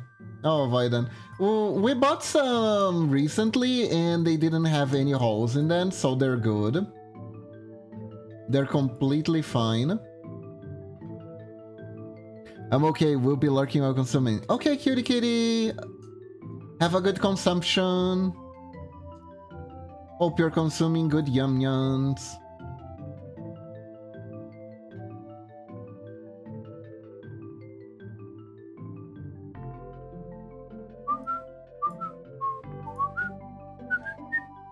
god, I love the music of this game so much.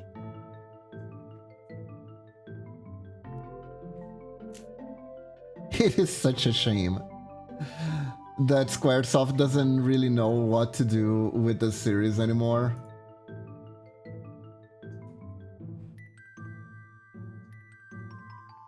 The original games were so good. You know what? That's a lie. That's a lie. Because I don't really mind when a series like kind of fizzles out a little bit because it lost its way. But the originals are still there and it's nice, etc. What is annoying is that they do know what to do.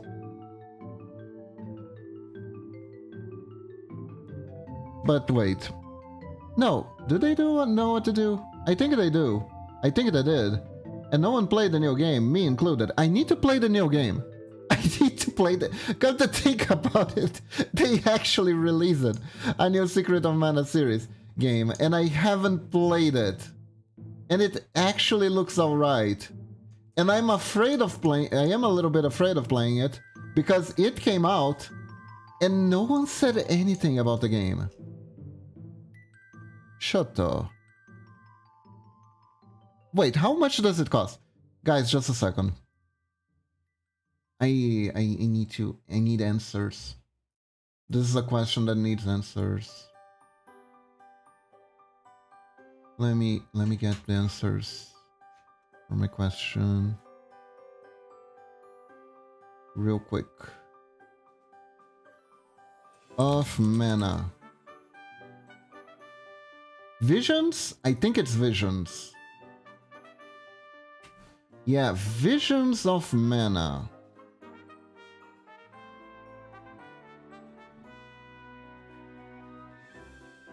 I need to play this. I need to play this. Look at this. You can ride a fluffy woeful on verdant fields.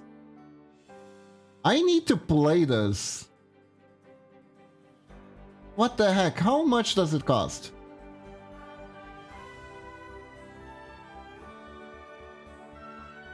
It's the reviews are recent reviews mixed. 120. It's 50% off. But wait, isn't it just gonna get like a better discount on Christmas? I'm gonna hold out for Christmas. And Cyber Monday is soon?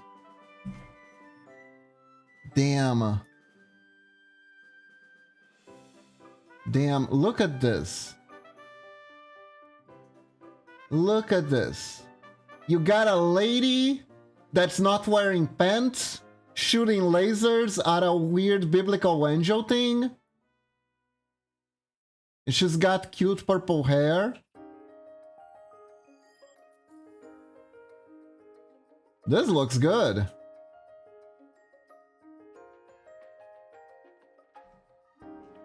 Why mixed reviews though? I am afraid. Is this like one of those games that the PC version like sucks? That could be a thing though. That could be a thing. If like the PC version is it has a terrible port. What happened?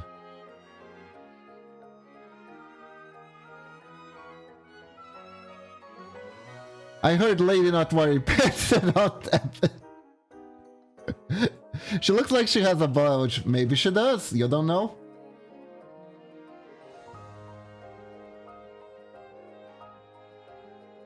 Uh-huh.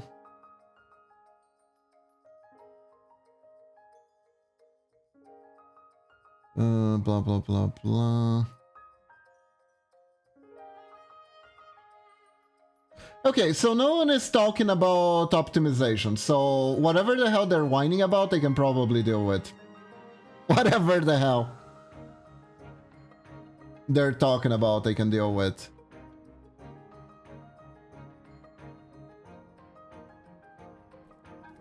If we're being very honest, I just invalidated my whole argument, by the way. I just need to play the game, honestly. I just need to play the game. I saw people complaining about a battle system that might be too slow, and I'm like, I played worse. I don't care. It's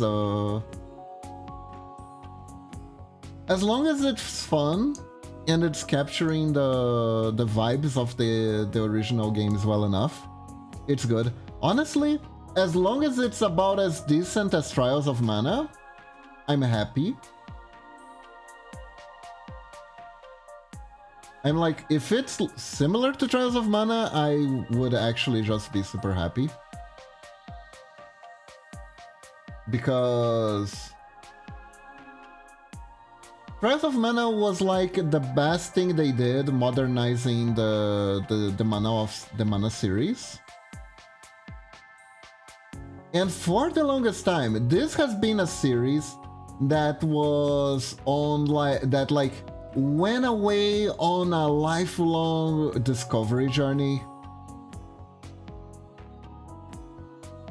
Cause it kinda had a similar issue to Paper Mario as a genre. Okay, cuties, gotta hop off. Alright, Medina, have a good one. Where like when the series started, it was known for exactly one thing. But then other games came that kinda did what the series wanted to do, and they gave priority to those series instead of continuing with the Mana series. It's kind of weird. This happens sometimes, like you have a video game series. The best example I can give. Sorry, Momochi, the best example I can give is Paper Mario. So Paper Mario was the premier RPG series for Super Mario Bros. Right? It had a very unique system that was borrowed from the Super Mario RPG game for the Super Nintendo. And they had a few games. The games they did were great. However, there were some creative differences regarding the direction of the games. All the way to the top, it was Miyamoto himself who had the creative differences regarding Paper Mario, because the developers who were making the Paper Mario games were starting to create original characters. And Miyamoto had justifications why he didn't want that.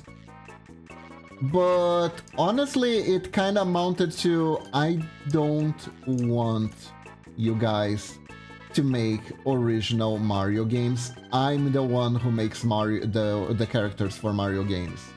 You guys can't make characters for Mario games like that. So he got protective of his own franchise, essentially. Even though the characters are all very beloved, the original characters are all very beloved, it made him uncomfortable. So he started creating limitations on what characters could be made and what characters couldn't be made. Essentially, he didn't want you to create Goomba characters or like Koopa characters, which was like a huge draw for the games, because some of the best characters like Goombella were like Goombas and stuff like that. It was really fun that characters that are usually only enemies in the Mario universe, there were like peaceful versions of them and versions that weren't subjected to Bowser's rule. Plus, pink Goomba with a little hard hat was super cute. Goombella was super cute. But yeah, Miyamoto didn't like that they were doing that and started creating hurdles for the thing. At the same time, they released Mario and Luigi Superstar Saga, which was also an RPG series and was also very popular, using the exact same combat system as the Paper Mario RPG games. And they decided that there shouldn't be two Mario series with the exact same playstyle.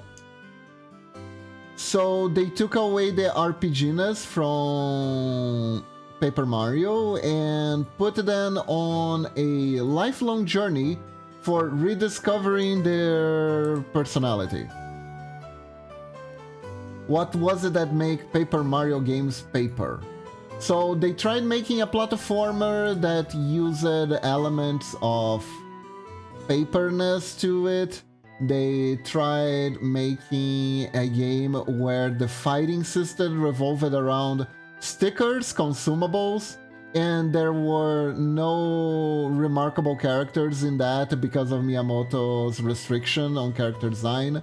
And that game was like Super Sticker Saga or something, and Momochi wanted to throw that game on a wall, and that's kind of how I know it was pretty bad.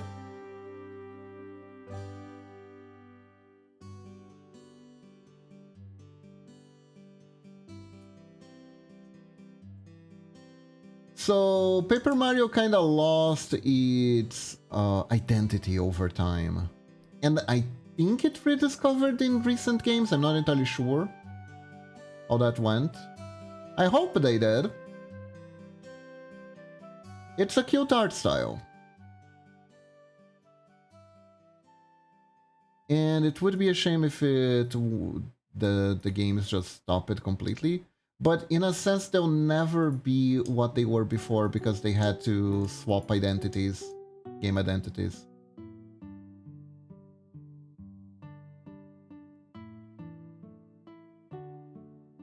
Due to Miyamoto's own issues with the games. But anyways, they had a Dark Peach, guys. They had a Dark Peach. She was a hottie and a baddie.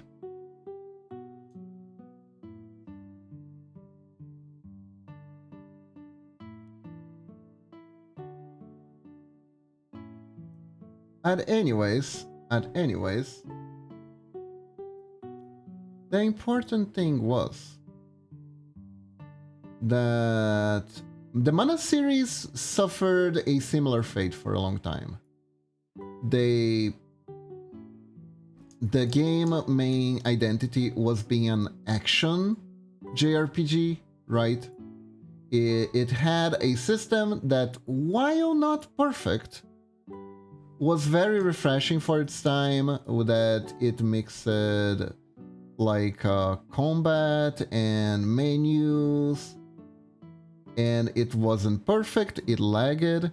Alright, Lunatic, go have nice Nini, go have a nice drinks, bye-bye.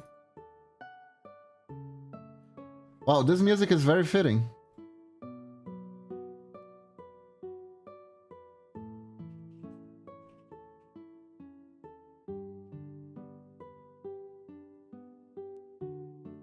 Hope you have a good drinks. To the point where they were so confused about what kind of game they were supposed to be making for the Mana series that they jumped there was one that was a roguelike, kinda, but not really, where basically your level resetted between stages. But you weren't really exploring a dungeon, it was just a stage. So everything just kind of felt off about that one. I think it was called Hero of Mana, if I'm not mistaken. It was a very weird experiment, I'll tell you that much. And there were some for the... I believe it was the 3DS? Or just the DS? I think it was just the DS. Where the game was basically... How do I put it? It was an RTS, sorta? There was an RTS version of Secret of Mana that you had to play. And it was an RTS, but it was a single character shoe. There were like so many weird incarnations of Secret of Mana games that were just straight up trying to figure out just what their role in the universe was, what was their grand scheme. And ironically, they figured out what was the best game identity during the remakes. There was a time where they were like, hey, let's remake the first game. Let's remake Trials of Mana. No, not Trials. Let's remake Secret of Mana. Which wasn't the first game, actually. The first game was for Game Boy. But no one really remembers that game as much. And I still haven't played it. And I kind of want to play it on stream because it's like a kind of a janky Game Boy game. It would be probably pretty fun to play. I have it. I have it on my Switch, actually. I have a collection that has all the classics Mana games. So we could actually play that one. I never really played it to the end. It would be pretty interesting. But they decided to make the remake for Secret of Mana. So they follow basically the formula of the original games, but they make it so the combat's a little bit more agile, they make it a little bit more actiony, and it was released to lukewarm reception because it had a few issues. Issue number one being that they kind of like, okay, let's modernize this retro Super Nintendo game and bring it all the way to the high advanced age of PlayStation 2. Release date. The graphics felt very outdated by the time it came out. It had issues where the characters' mouths wouldn't move during dialogue. I don't think it was fully voice acted either. So it was very basic. But I guess someone on the team was like, but I think we're on to something. Because they released a Trials of Mana. And Trials of Mana was, in my opinion, perfect. It was perfect. We played it on stream. Before. We played it a lot, actually. And it's a fun game. It's a fun action game. It has the RPG elements. They made the battle system to be way more agile than it originally was. It was a good battle system, fun times. Kinda simple, not very challenging. It's not like gonna awaken the hardcore gamer within you or anything. It will, however, give you like a hyper sense of nostalgia if you play that game before, of like a time with like a simpler narrative, with fun, a lot of fun and colorful characters and stuff like that. It's a good feeling. It's a good feeling. It's a good time. It's a good time for a game to play. It's a good game to play. It's a good time. I enjoyed it a lot while I was playing it. And honestly, I think that's what the Mana series should be. It should be an action RPG that's a little bit like that has controls that are more accessible. Doesn't have to be like extra challenging, doesn't have to be like a Dark Souls game or anything like that. can just be like a fun story, fun adventure. And I think that is pretty good. I don't know if sale figures match what I'm saying at all. I just like the vibes, honestly. And this game came out. It has very similar art style. It's a new story. It looks good. But no one said anything when it came out. It wasn't like the best thing ever, it wasn't like the worst thing ever. People just didn't comment on it. Very few people played it. I didn't watch any playthroughs because I didn't want to be spoiled. But I kinda ended up forgetting about it. I think I'll buy it for Christmas. Will I play it on stream or will I play it for myself? I'm not entirely sure yet. Because I am going on a retro journey, and technically this is a new game, even though technically it's from a really old series. I don't know, it enters into like a really weird void, doesn't it? It's like the newest installment in a really old series. So I'm not entirely sure. And Steam Review says the combat is really sluggish and that Trials of Mana combat is better, which is worrisome. Because I feel like they had narrowed down the identity perfectly. So if they are trying something new for trying something new's sake, again, with the series, then that worries me a little bit.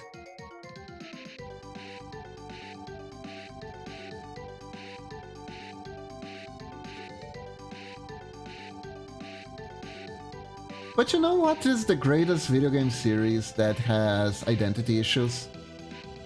Sonic. It's Sonic.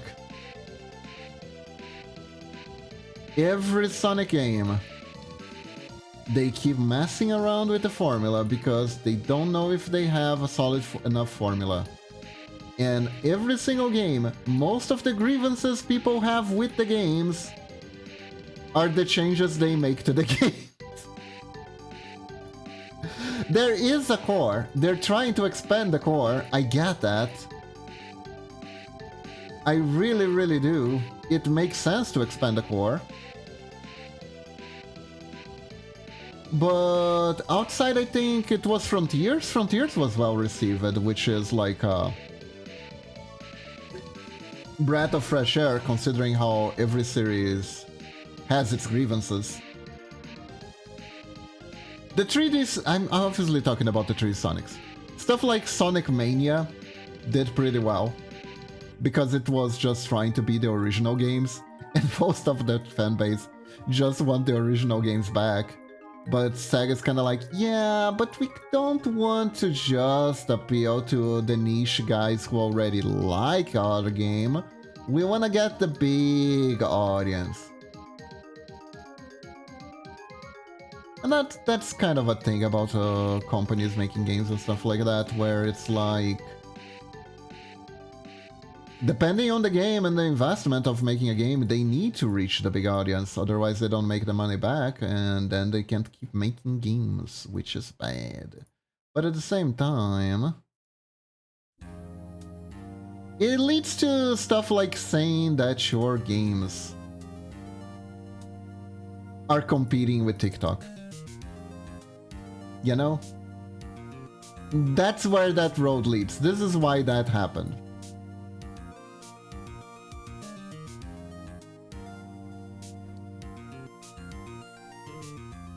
So, yeah.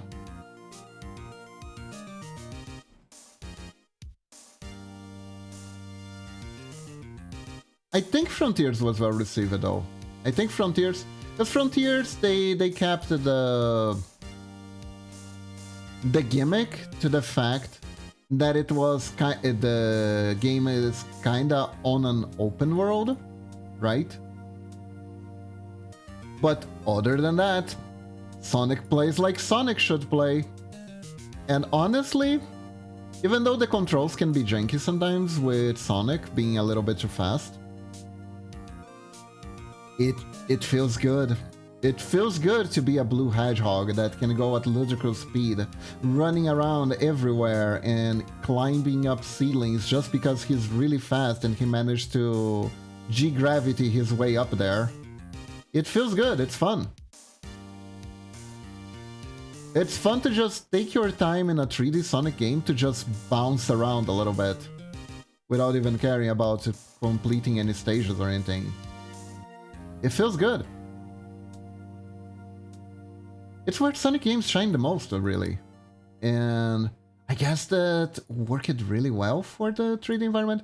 I haven't played it yet, so I can't really say for sure.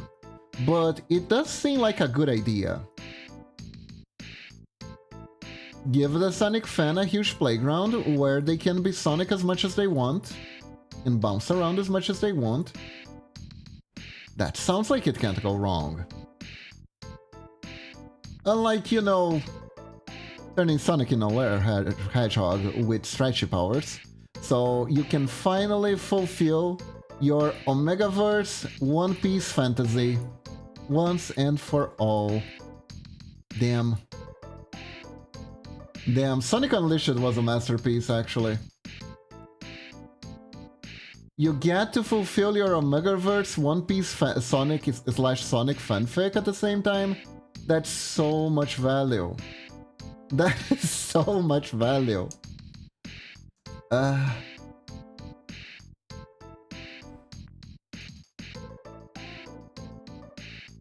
then Sonic stretched his pee-pee. And Emerald said, "Oh my gosh," and then Sonic said, "I can make it bigger."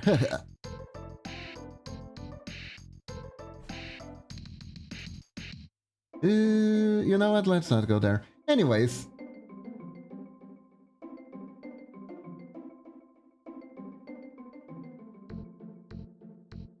Okay. Here, I think it's fine. Yeah, this is very slow. I don't think there's any need to make the hair movement too much. Swish, swish, swish, swish.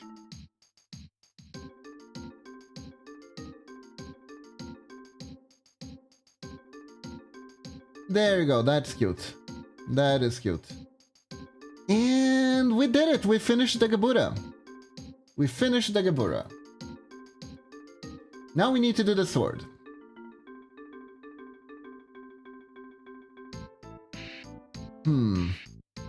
So let's see, what did Lunatic ask of me for the sword?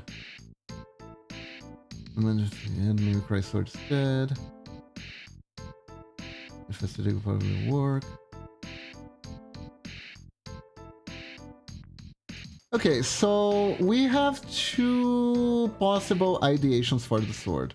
The sword on the back or the sword on the front. Either way, the sword is gonna be very, very big.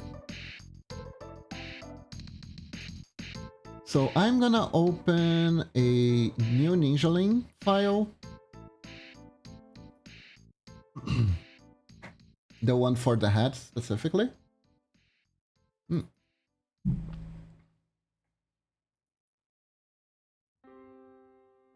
Because this one is good, because I can change it for whatever I need.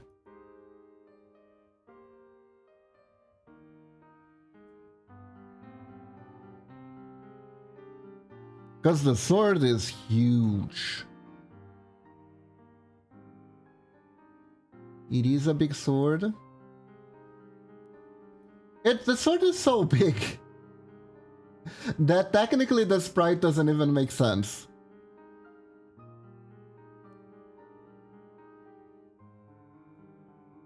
And I don't think this would look very good for Ortingus, so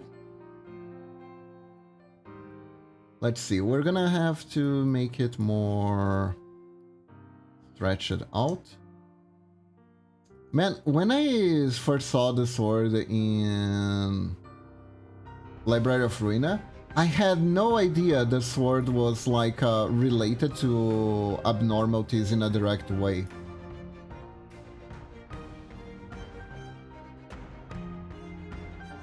But it is, I think you can actually get the sword in Lobotomy Corp. I think this is an eagle weapon that you can get in Lobotomy. Which is fascinating.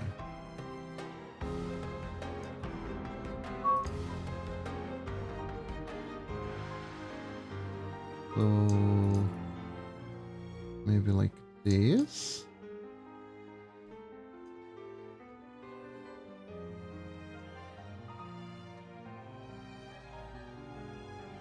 It's from nothing there. Yeah. I didn't know that at first. I was just like, oh, this is a cool looking sword. Kinda reminds me of Nightmare swords from Soul Calibur. But that's about it. Man, Soul Calibur, that's another series that's kind of been buried in time. The best thing about the games of that series was the fact that you could make custom characters.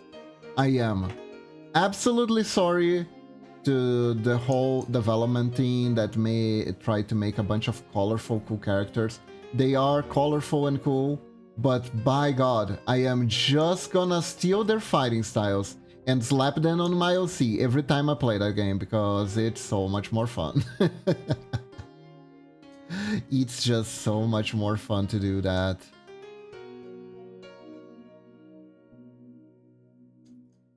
I used to do Ragnarok Online OCs in that thing.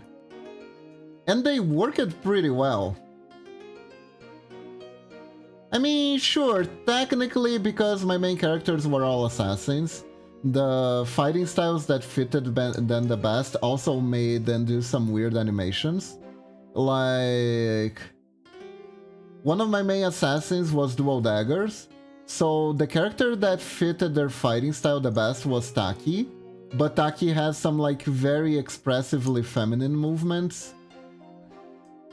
So so my character would like move trying to make a booba bounce, but no, there was no booba because it was a guy character, which was pretty funny, but kind of left like a really weird void there from the animations. You would also crotch grab people a lot.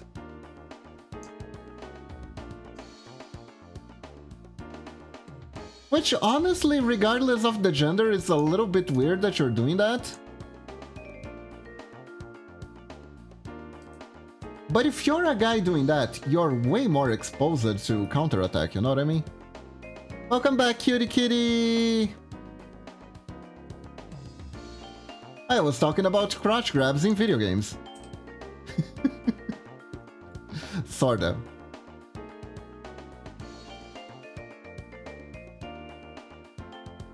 Did you ever play Soul Calibur?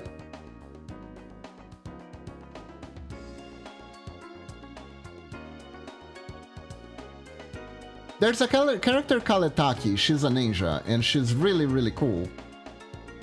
And also she wears really, really tight clothes. So her main grab attack, she will wrap her legs around the, I think, behind the guy's neck, right? Climb on him and then do like a little slice. So she kind of grabs you with her coochie.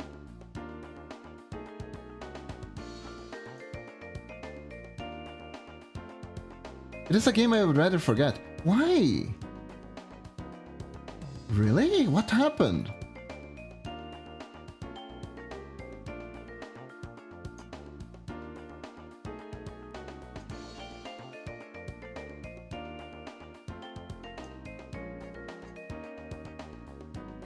The evolution of the series disappoints you or something? Well, if you don't feel like you don't want to talk about it,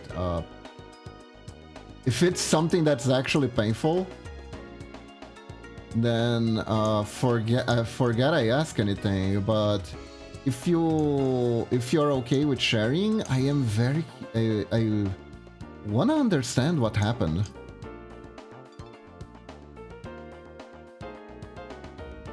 Interesting. Huh.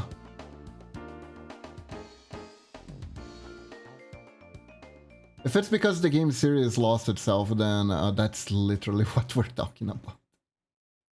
But anyways, you don't have to answer if you don't need it, if you don't want to.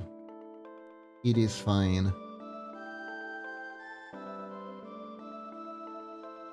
So, well, I was young and pre-transition, and I was with a girl back then.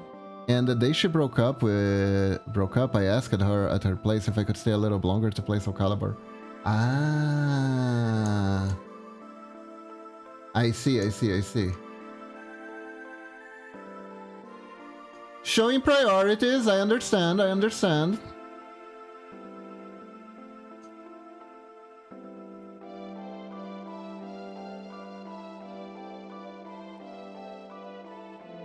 It was due to a very cringy thing.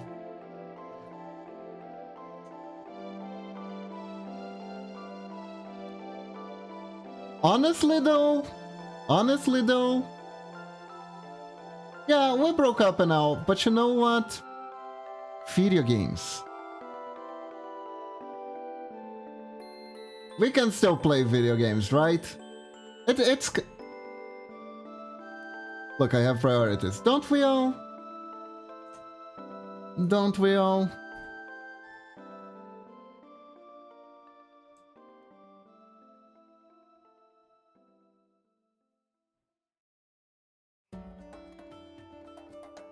Realistically though. And honestly, I don't know how old you were, but you were younger than you are now. And when we're younger, we do cringy stuff. Being cringe is how you find yourself, honestly. 17, that is peak cringe age. That is peak cringe age. Don't worry about it. It honestly, it would be cringier if you didn't do something cringy at that age. Because then it's like, what the hell are you even doing? Do you even get out? Right? Do you even get out of the house if you're not doing something cringy at 17?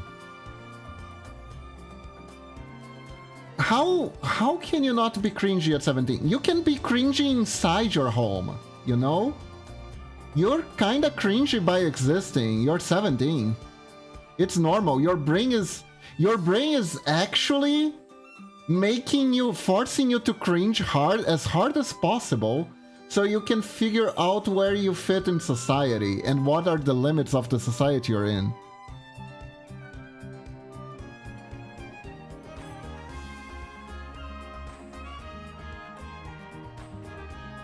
Honestly,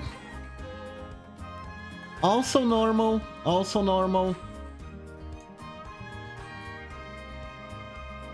Look, you were chronically glued to your PC, but you had a girlfriend at the age of 17.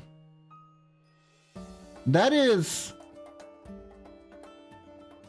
Look, I only had a date when I met Momoshi, and I was already mid-20s. My first date was in my mid-20s. So, honestly, as far as I'm concerned, you were ahead of me. As far as I'm concerned, you were ahead of me in that regard.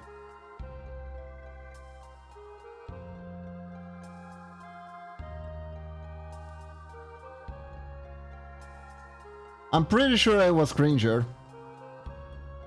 For 3 years and 9 months, I still don't know why I remember that, but yeah. Wow, and it lasts a long time too. That's awesome.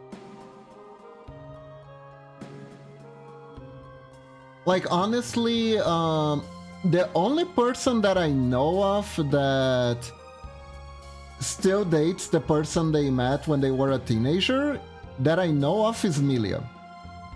That is not a rule. That is absolutely an exception.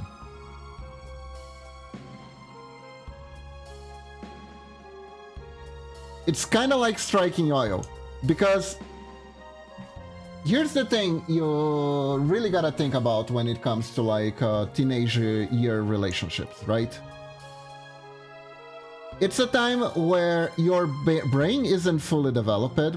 You don't have like that strong sense of identity yet, right? So how would you know that the person that's in front of you is really good for you, right? It's like a stacked deck. It's completely stacked against you find the person that you can make the relationship work. And also, when you're a teen, you can be so petty, right? You're still figuring out yourself, you're still figuring out your limits, you're a little bit more selfish by nature because of that. It is so normal. It is so normal.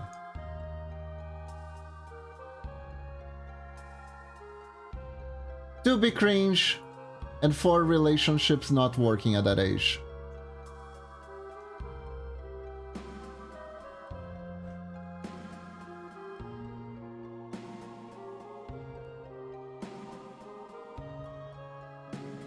So honestly, there is nothing to be ashamed of, personally.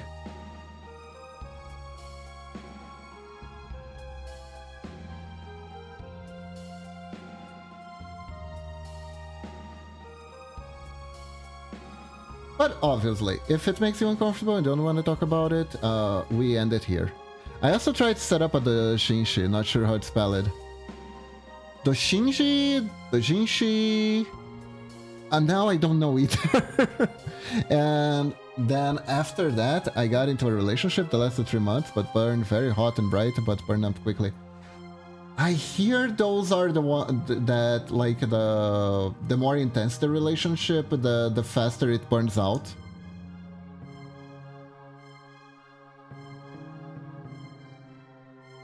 I think there was like a kind of a chemical explanation for that, right?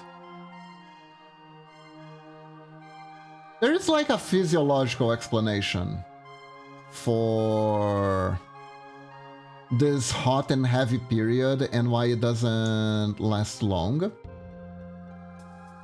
One of the things why it doesn't last long, it's because it's kind of not supposed to, biologically speaking, right? Because basically that like really intense love feeling is mostly due to hormones burning very hot and brightly. Nah, it was fine. It was of a time before the social medias.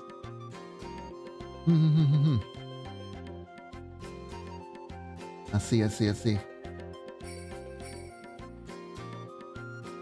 But yeah. And that actually takes a toll on your health. It actually does. It actually does. Being in love actually takes a toll on your health if it's like a too intense love. It's like you kind of don't function 100% properly, like you're always thinking about the person. It costs you sleep sometimes. You can't sleep properly because you're obsessing with the person, stuff like that, right? Heart rate gets increased too. There's a bunch of like factors. And it's like it's set up as a temporary thing, really, because the body can't really sustain it, you know? So then it stops. Here in Brazil, at least, this is how I was taught. I'm not entirely sure. I was in a Catholic school, so that does affect some of the things that I say every so often. Because I filtered some of the good stuff. It wasn't all bad. There was some like good stuff in there. When they weren't threatening us with hell and stuff like that, there were some good stuff. One of the things was that the idea that there's basically two types of love. There is paixão, and there is actual love. And passion is what you get at the start of the relationship, where everything is new and exciting, and you get the feeling, you get the body reinforcement to keep seeing that person more and more and more, right? I do think that it's also a primal thing in the sense that during those times you can spread your seed. Yeah, absolutely.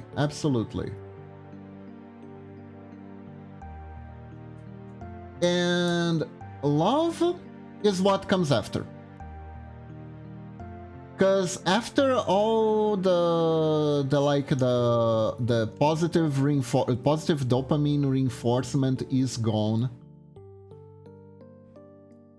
after all that thing is calm down, like you can still feel attraction for your partner, absolutely. But after like the initial rush calms down, if you look to your side and you're still like, yeah, this is a person I want to keep in my life.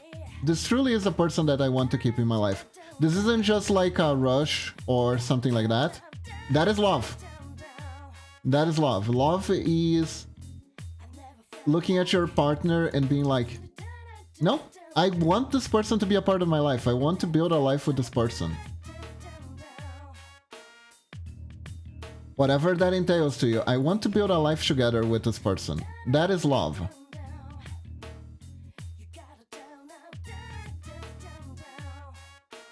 Ooh, we got the yucky eyeball effect. Wow, I ruined that in 3 seconds, huh? Talking about love and talking about wanting to build a life together and immediately go, ooh, I made a yucky eyeball.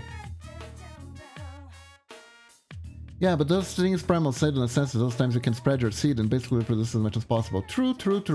It is kind of interesting though. There is an anthropology field that kind of studies a little bit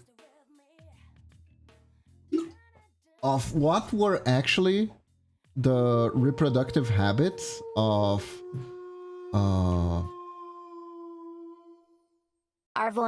Stone Age, essentially. Stone Age humans, right? Because in a sense, the Stone Age humans are kind of like had the exact lifestyle that we kind of evolved to have. Not gonna say that it's the healthiest lifestyle, because let's be real, the lifespan was like 30. If you're lucky. But it does give us some insight in how our brain is kind of wired and stuff like that. And if you get like a more accurate description, you can totally counter-argue those alpha male bros that go like, no guys, because of it's... I'm not a jerk, it's totally because of evolution, you know, that kind of stuff. Because 9 out of 10 times they're so freaking wrong about everything. And it's kind of interesting because apparently, despite like having... So basically, young adults are unga bunga aurora. They absolutely are. They absolutely are. Teens are terrible. Young adults have figured a few things out, but not a whole lot.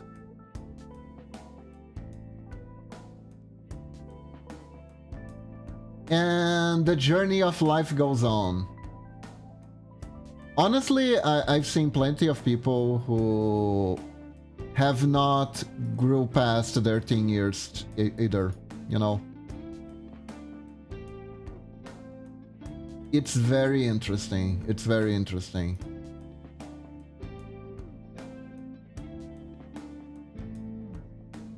And honestly, one way to look at that is to be like, you know what? Growing up is hard. Growing up is hard.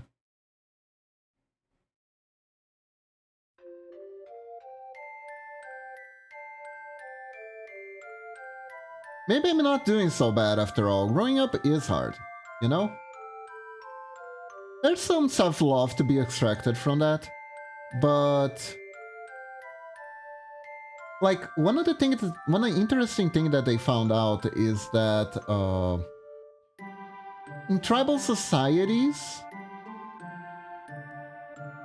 one fun thing was that if there was a child, everyone helped raise the child.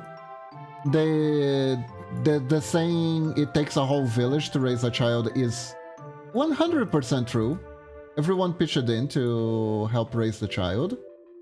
And a lot of the times, no one knew who the father was, really.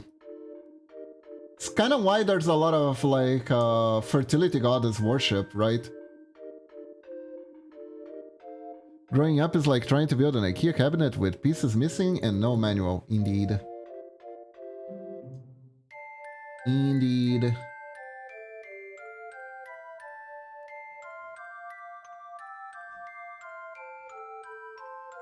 And the pieces you have for assembly varied very heavily depending on your environment too.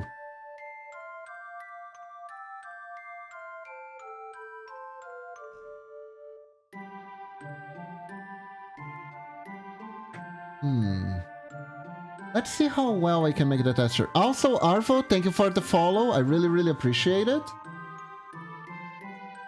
And they didn't know where the child came from. And apparently, they didn't, like, had a lot of sex either. It was very sporadic when there was opportunities for reproduction. So it really wasn't like that,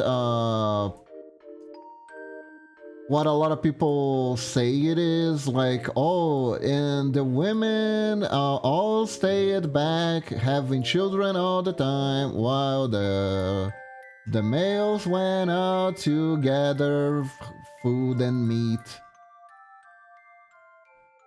For starters, we didn't really eat a lot of meat. Eating meat was...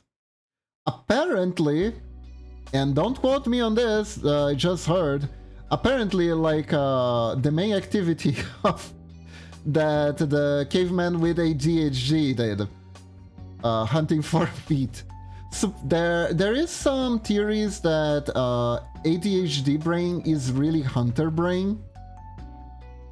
And there's like some small evidence that backs this up. Like how an ADHD brain would be better suited for picking up small details, picking up changes in the environment, like predators moving and stuff like that. And because basically one ADHD symptom is like being very sensitive. There you go, I said sensible like Momochi. Anyways, very sensitive to changes in the environment, right? It's like the jingling key syndrome. You're like, why do you pick that up so quickly? Because you don't keep like laser, and the hyper focus is good for when you're targeting the prey. So there is like some circumstantial evidence to back this up. If it's true or not, I don't know. I don't know. It is interesting though, not gonna lie.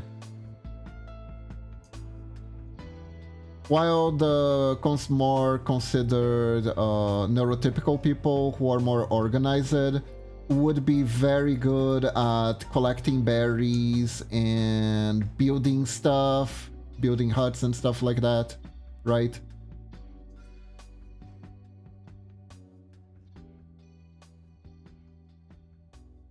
The ADHD would be the adventurers of the tribe, essentially. Truth or not, no idea. Sounds neat though. It sounds neat, it's kind of fun. Feels a little bit video gamey, like you have classes.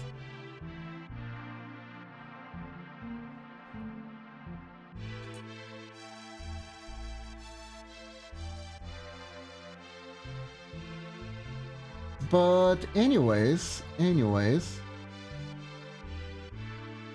kind of forgot where we were going with this. I think what to describe as neurotypical is actually a imitation, where neurodivergent is more true of what humans get to be. That could be true. That could be true, actually. That could be true. You know the origin of the word normal, Cutie Kitty?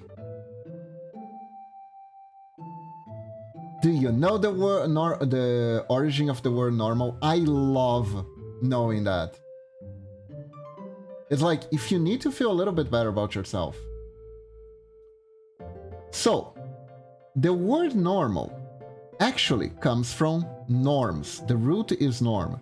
At one point during, I believe it was like the Industrial Revolution, there was concerns regarding people being able to adapt to the jobs at factories, right? And one of the main concerns were, can these people follow the norms of working, right? So psychiatry as a budding field came to help, and the term normal was actually coined for people who were more capable of following the norms than others. So normality is really a social construct.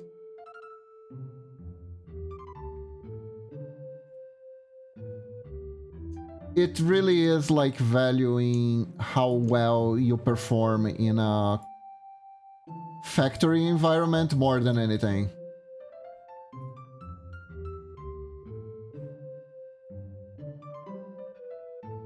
That is so cool, isn't it?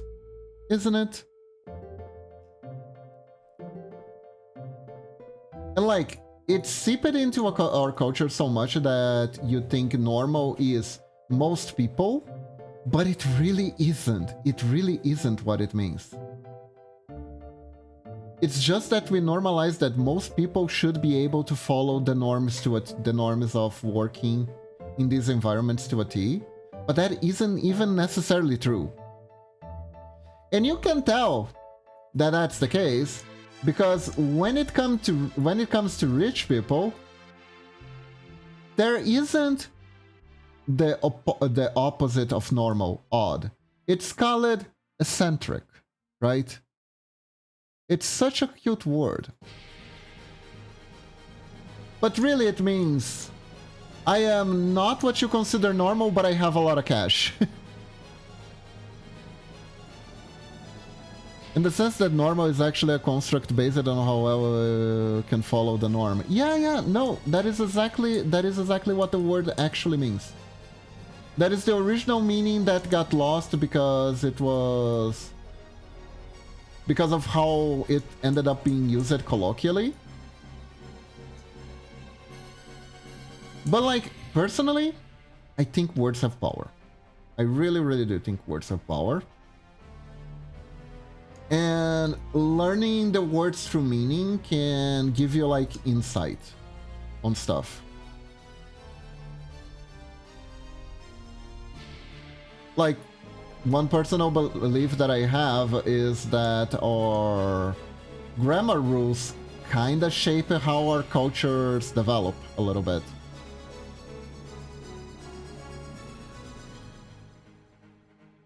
Is this true or not?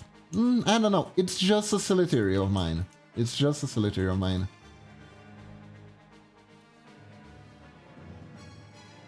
But it's kind of based off vibes, but at the same time, if I had to give like a proper justification for it, I would say that the way the grammar rules kind of shape a little bit of our culture, because a lot of our culture comes from how we communicate with each other.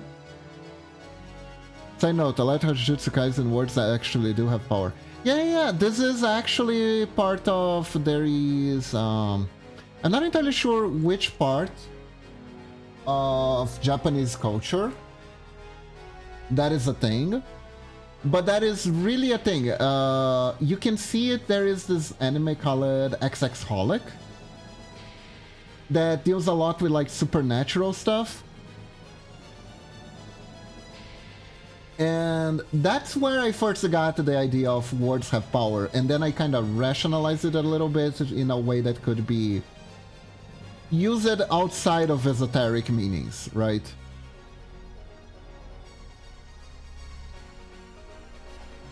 So yeah, if you see something in one anime, that's one thing. If you see something on a lot of anime, that means that there's a cultural root there, and if you look for it, you're gonna find the actual root. And I kind of love doing that every so often.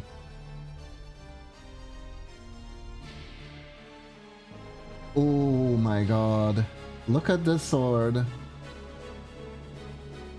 My only concern is I don't know if it's big enough, but I think it's pretty big and it's looking meaty. Yo, it looks meaty.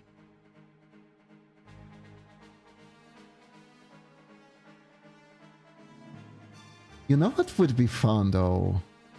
Wouldn't it be fun if we made it animated so the eyes would like squirm around a little bit?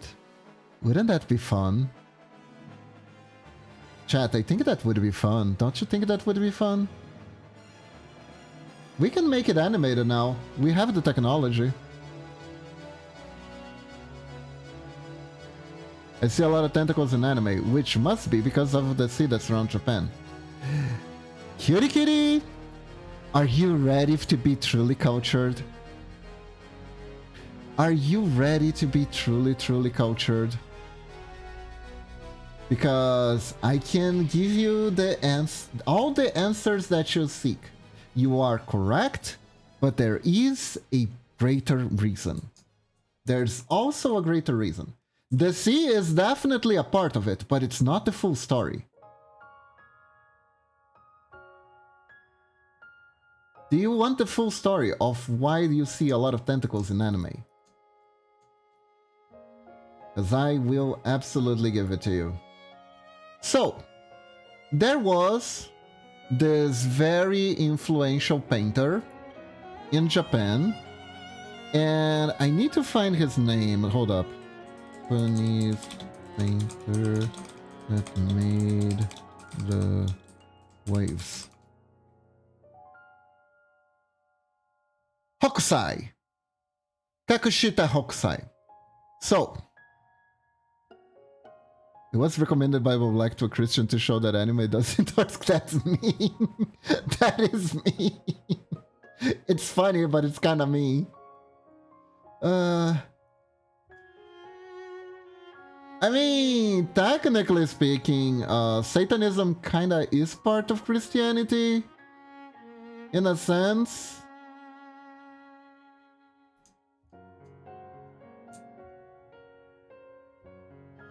You say that to any hardcore Christian, they're gonna want to eat your soul.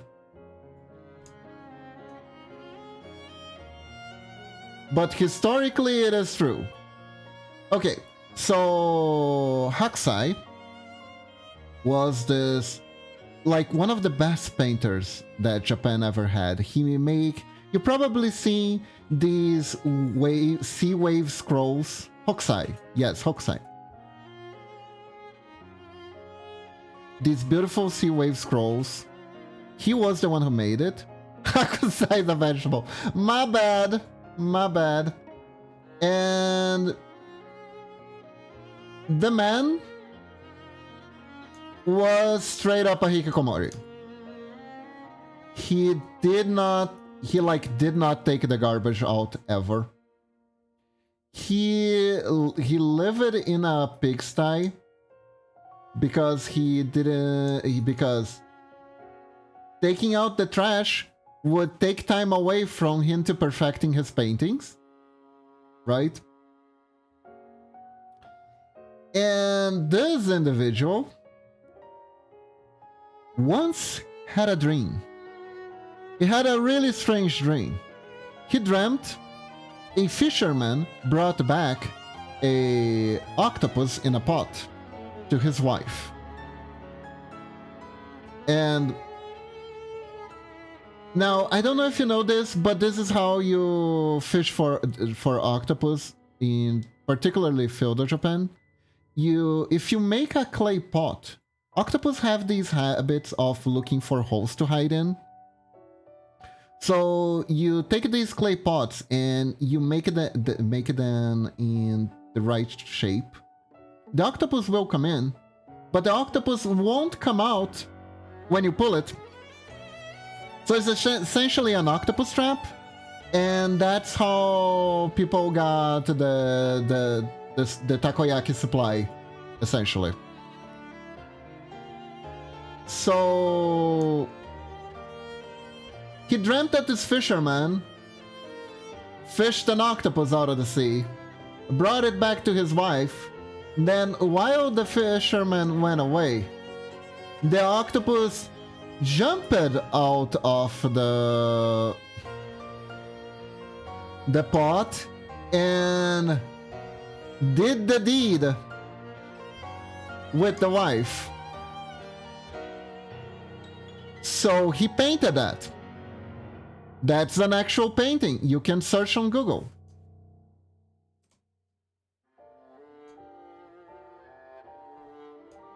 That absolutely is a true painting. In Japan, there's gonna be a museum with it, right? It's true. It's real. And yes, technically, that is the first instance of that kind of art in Japan. And yes, that was an inspiration that was drawn to for the adult art department during a heavy censorship period they were going through. By the way, a lot of cultured conventions that you may know, a lot of cultured conventional tropes that you know of today were created by necessity out of everything, because censorship does not work, okay? Censorship only breeds creativity. Necessity is the mother of inventions. And if we're being very honest here, why does tentacle culture exist? Well, because there was one point of heavy censorship where they banned male genitalia, but they didn't ban the tentacles.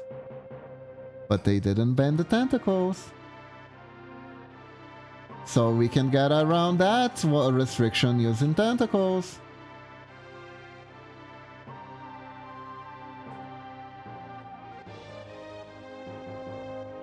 There was a time where they banned pubic hair. You couldn't draw pubic hair because they didn't want to straight away censor everything, because I guess it would be too much of an infringement of like liberty of expression rights. So they were trying to like censor it lightly. And that's why in anime everyone is really well shaven 95% of the time.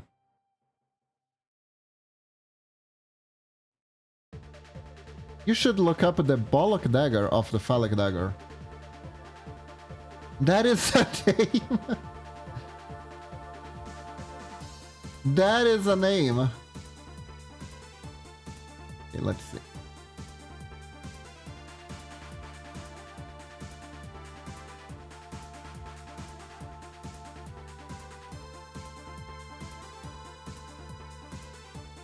Okay, I want to make the movement to be more uncomfortable. That's the type of dagger. Please tell me it's not a castration dagger.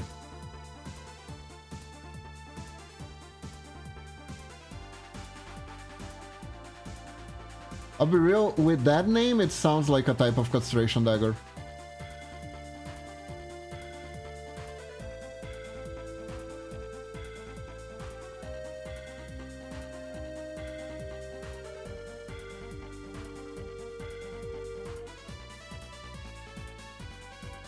No, but it was used during the medieval era a lot. Makes sense.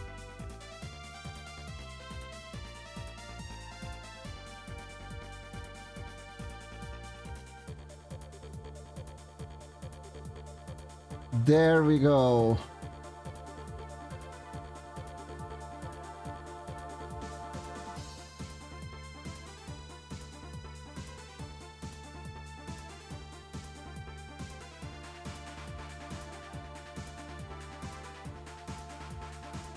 Okay, that looks pretty cool.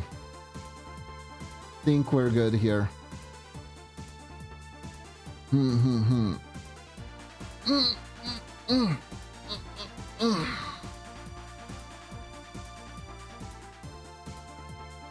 So now we have both Gebura and Gebura's weapon ready.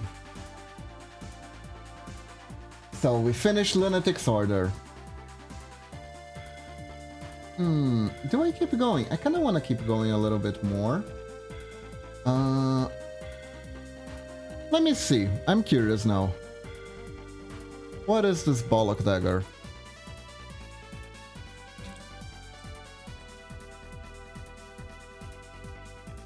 Oh!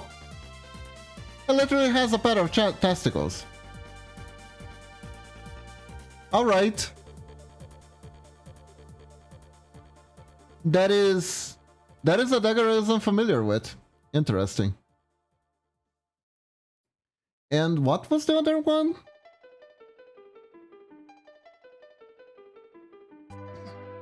Phallic dagger. I think it's the same, right?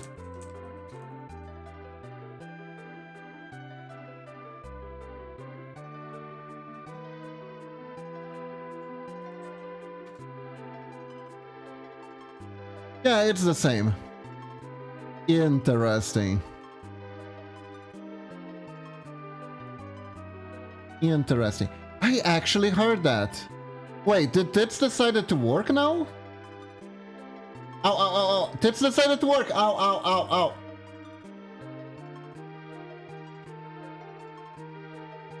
Yep, Tits is working. I have no idea. Hi Rose, welcome to the stream. How are you doing today? Welcome, welcome. Hope you're doing good.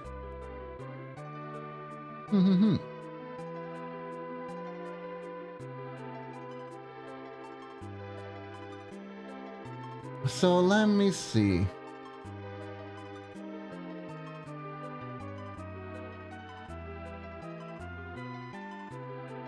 Yeah, I want to do that.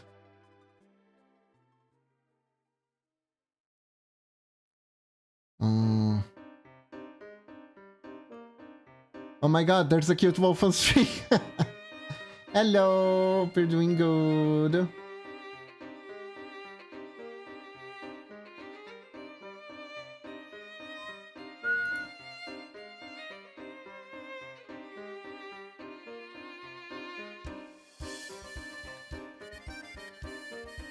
How are you today? Let me see. Read this. Okay.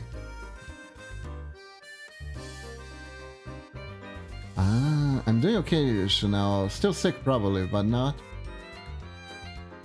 But for now, it's hiding. Ah, okay, okay, okay. Hope you get better soon, Rose.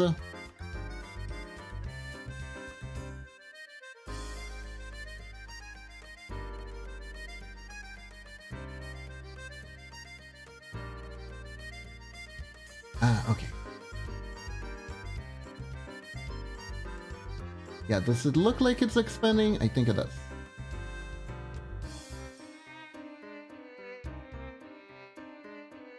We were talking about strange things from history. I feel better soon. I'm just waiting for you to be distracted. I'll take a sip of the tasty pixel art water. It's out in the open all day, so I don't know if that's a good idea.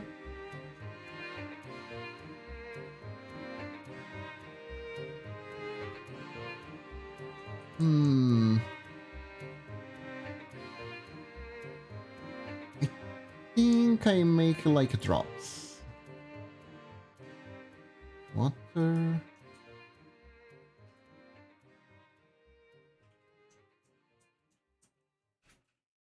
Maybe like this, perhaps?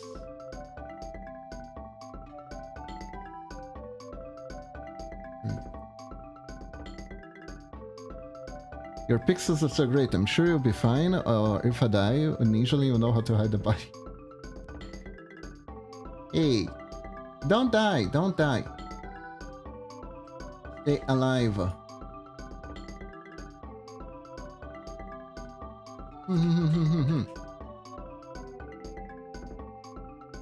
A ninja's main prerogative is staying alive. Yes.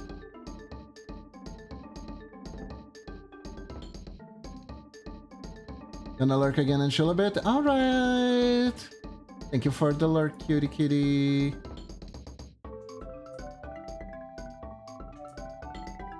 There we go.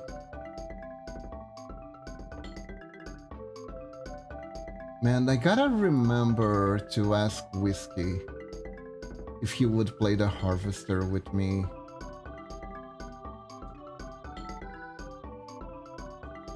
On stream, it would be really funny. There are games if you have experienced them before. It's not necessarily as entertaining than like having a first reaction. But one trick so that you can still get a first reaction is you collab with someone who never played the game before. And then you kind of have fun at their expense for the reactions. It kind of works.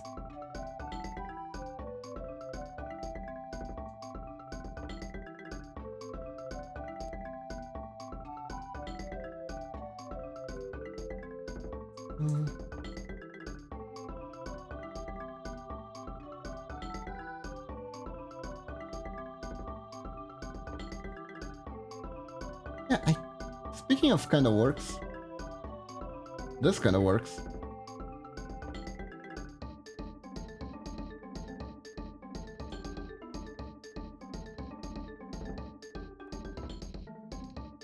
Can make the waves here bigger.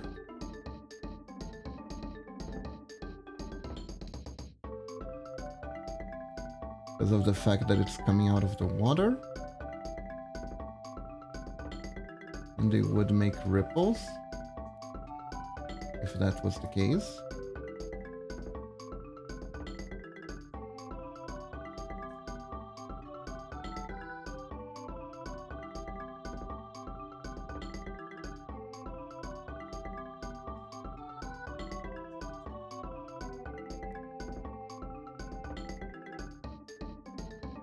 Like this. And there you go.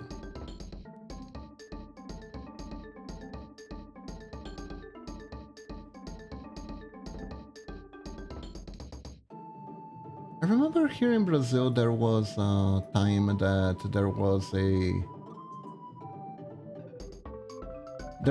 there's an actual published book on the story, the history of Shimentai art and Shimentai art throughout in Japan and stuff like that.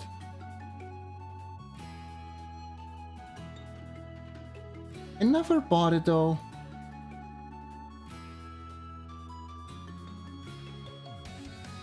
It's probably an interesting read, honestly.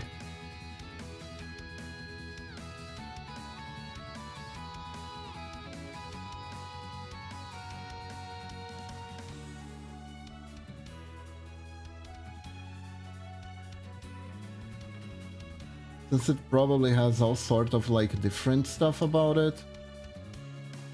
And I can only imagine what kind of interesting curiosities there might be regarding it.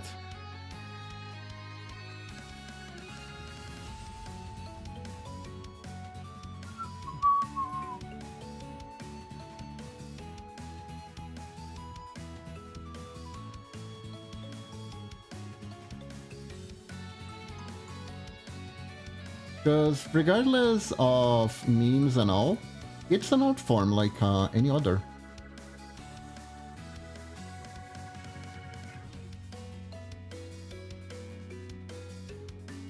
So it's gonna have its prominent actors in it, and the first guy who thought X was a good idea.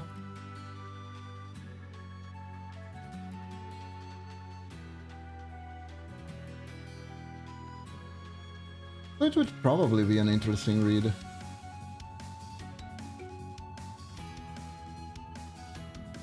Would truly be a most cultured read. I wonder if they still have it.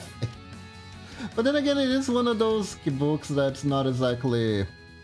I mean, you can't put it on a on the coffee table. It would probably would strike a lot of conversations, I guess.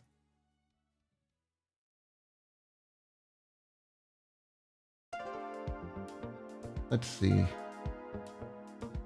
Okay, that works. That works.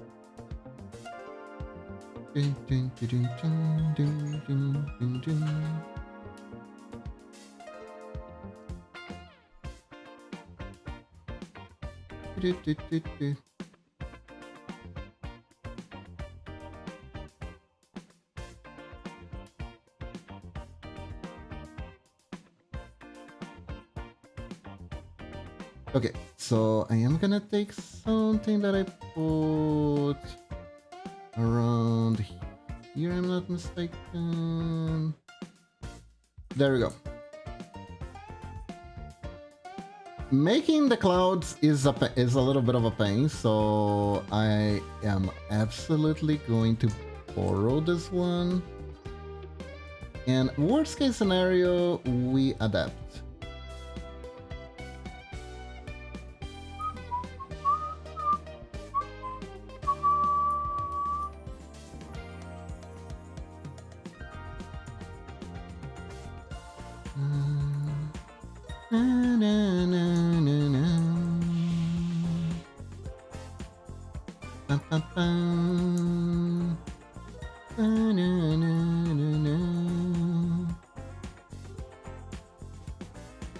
Okay, so now we transport all the frames here.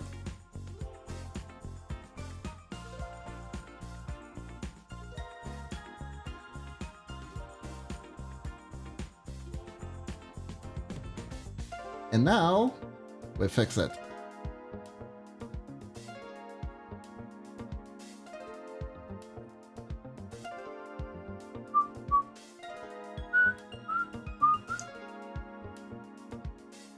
Because obviously this isn't straight up attached to the ground, so there's gonna be some variations here.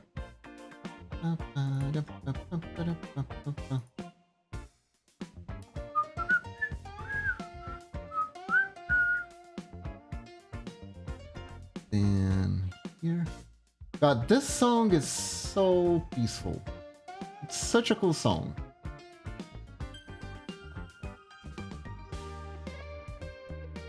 Makes sense since it's supposed to be the Heaven song, aka Tengoku.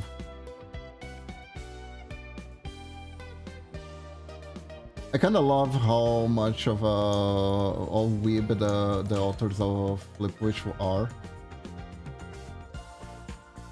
Like, yeah, no, let's not use Heaven and Hell, let's go Tengoku Jigoku.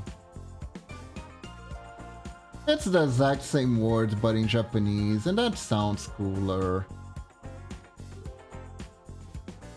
I also find it funny that this relationship that weebs have with Japanese is exactly the same relationship that Japanese people have with German, where they just think that words in German sound cooler.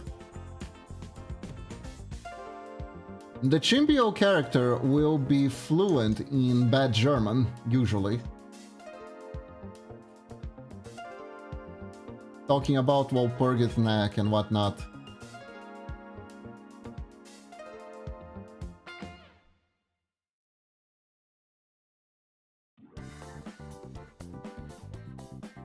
We could make the clouds spread out a bit more.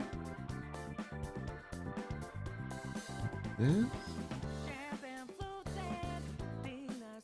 There we go.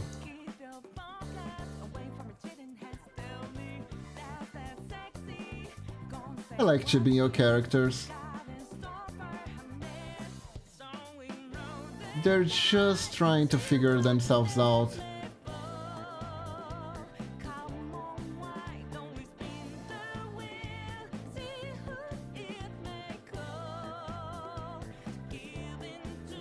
There was an anime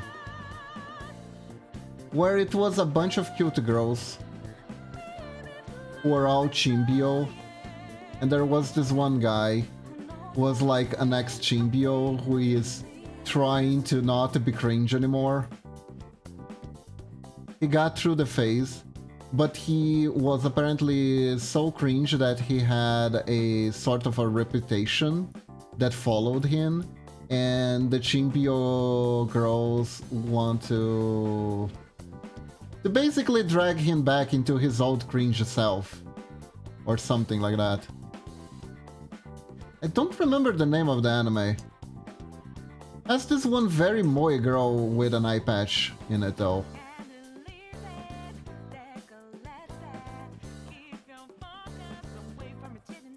I think now that I think about it, it probably was like a really funny one. I don't remember why I didn't watch it fully. Might have been the art style, not entirely sure. I just wasn't very interested because at the end of the day, the stories were literally nothing. Describe an anime that's one without the girls and the guy that's cringe would almost be... Hey, you what I need more info before I go into my mission. So, the girl had an eye patch?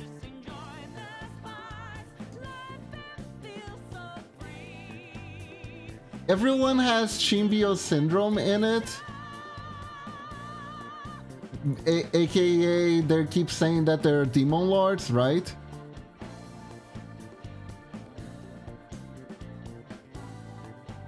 And like I said, the story... like, I'm not... Unfortunately, trying to describe the main character is gonna be fruitless because the main character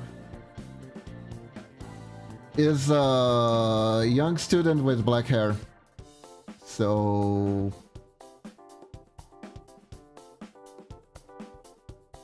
It is... Thank you for the hydrate, Rose.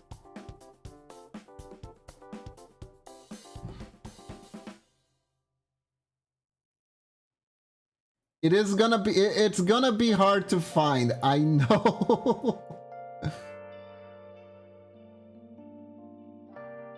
It's not exactly gonna be easy to find. It's on Crunchyroll though.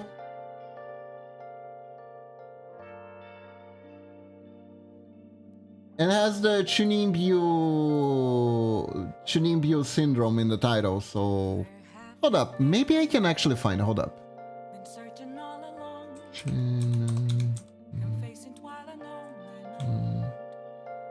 Anime. There we go. I actually found the name.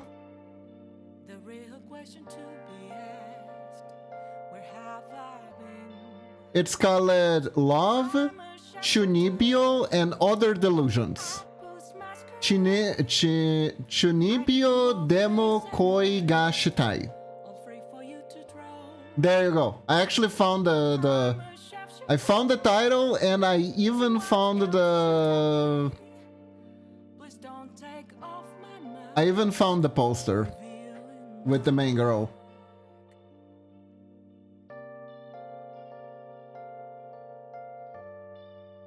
There we go. Nowadays, she would become a VTuber.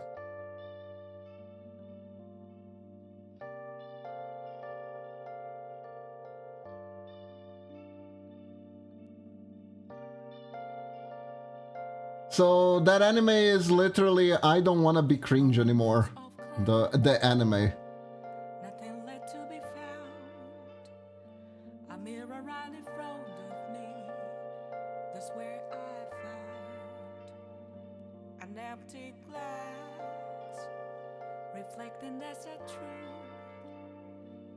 Okay, so I want to make the special effect for the kick to be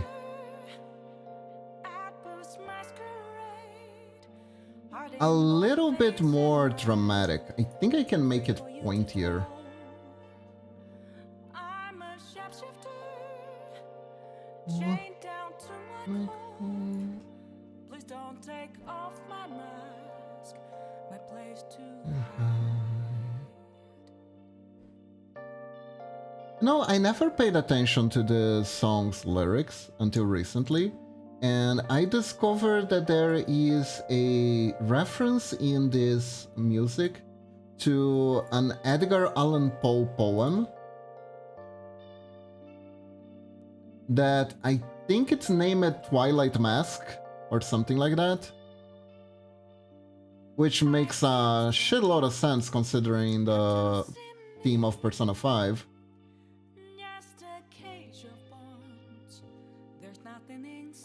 Which is actually, like, the story is actually really fitting with Persona 5.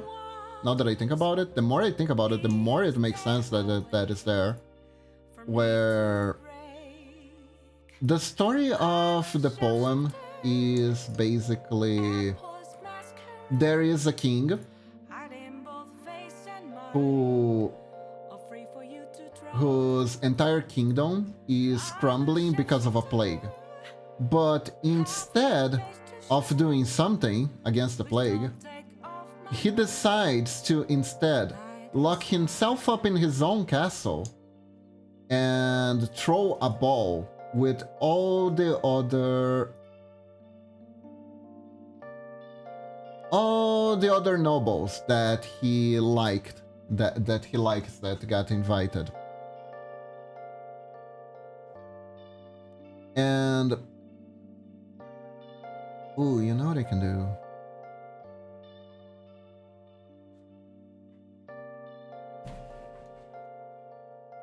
I can do one thing. Let me do the one thing. Wait. The Skiba is not on the layer Kiba. The Skiba is on this layer. And there we go.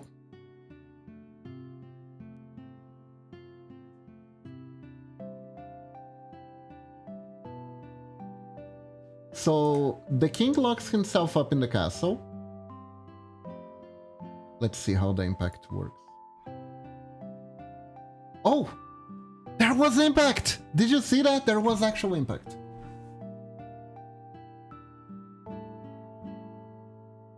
Now let's make the impact look heavy.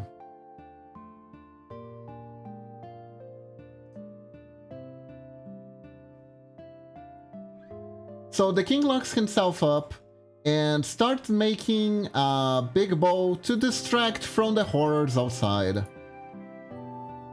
completely ignoring the people who are dying of the plague. However, and he makes it a masked event, basically. It's a masked ball. In the middle of that masked ball, though, a stranger appears, an uninvited one, and he is wearing a mask with the features of a individual who's been affected by the plague. And the king gets extremely pissed off at this guy. He chases the guy down. The guy tries to run away. He chases the guy down throughout the castle until he reaches the 13th room. And on the 13th room, he finds the guy and grabs him.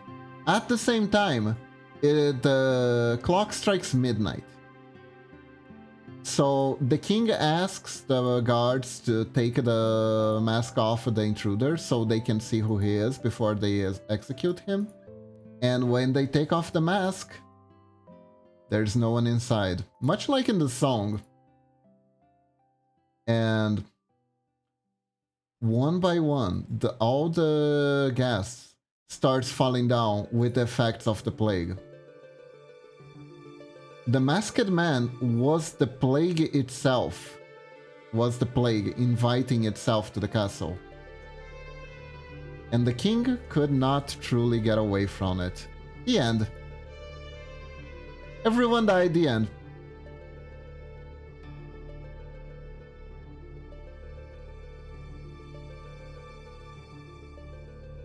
With all the symbology in Persona 5 of how the delusions of the people, they all have their castles and you're invading the castles and shaking them up to the truth of who they are and what they're doing, you are pretty much the same as the masked man at the ball that Edgar Allan Poe describes.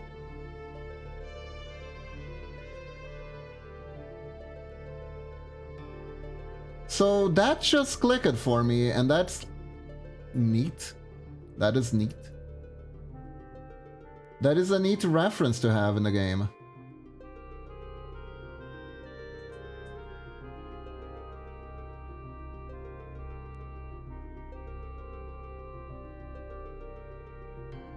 I think my media literacy increased a little bit there. I could almost feel it leveling up. That time I reincarnated in another world and increased my literature. My media literacy. Oh my gosh.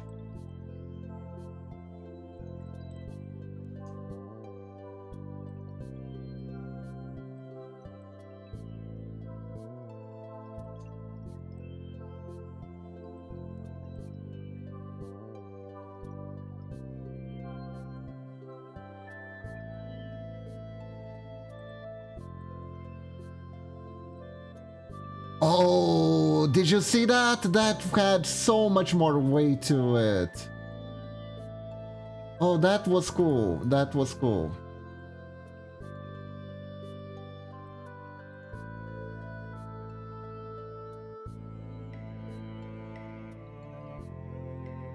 Now here's what I do.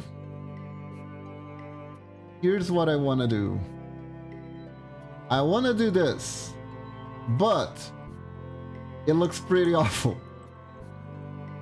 So we're gonna try to have to do a workaround.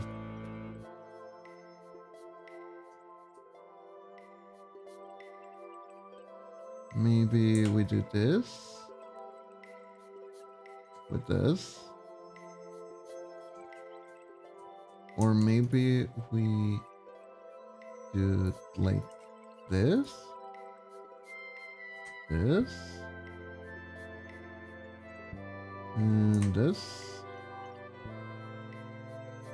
And we do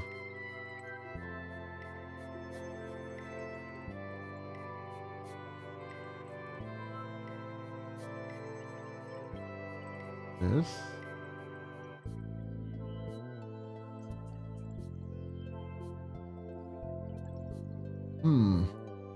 Okay, we start from below. I think that's the best way to do this. Da-da-da. Da-da-da.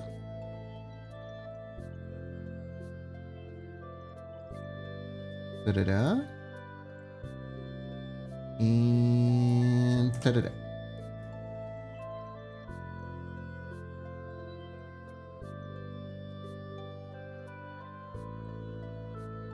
It is tipping. It is tipping.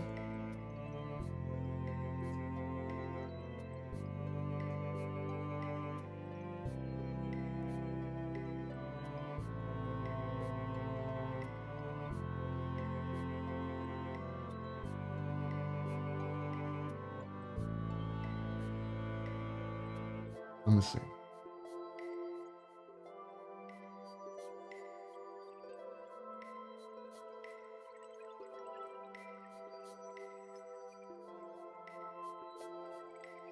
Now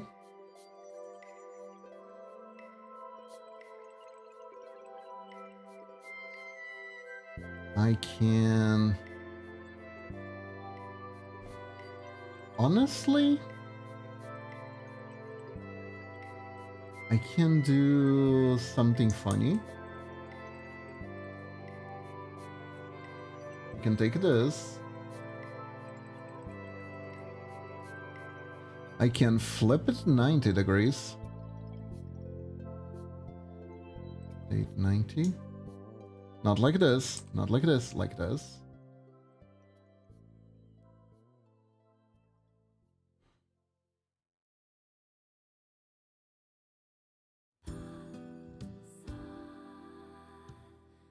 And do around here, I think.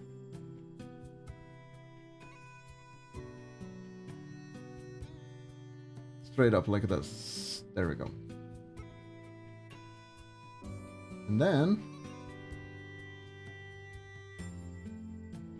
cut this out.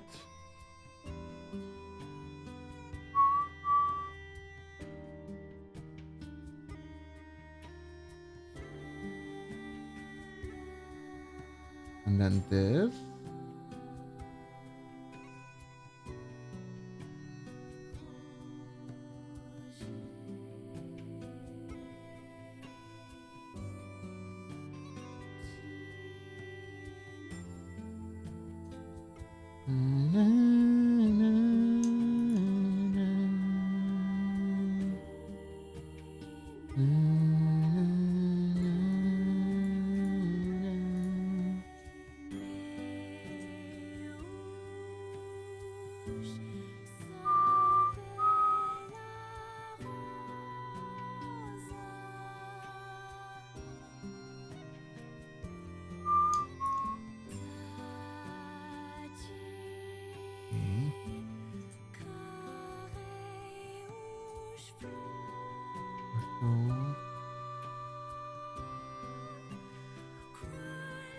This just says Goosefrava. I'm pretty sure that was a word somewhere. Not like a children's TV show, even.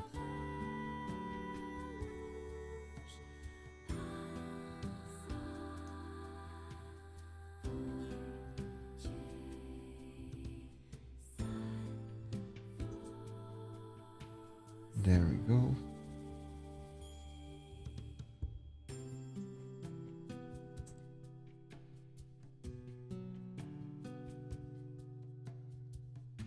And we can make it sink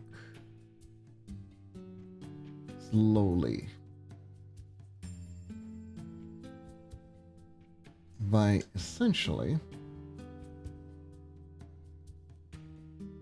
adding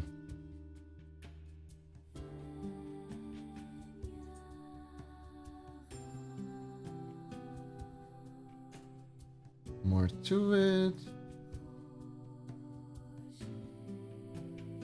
There we go.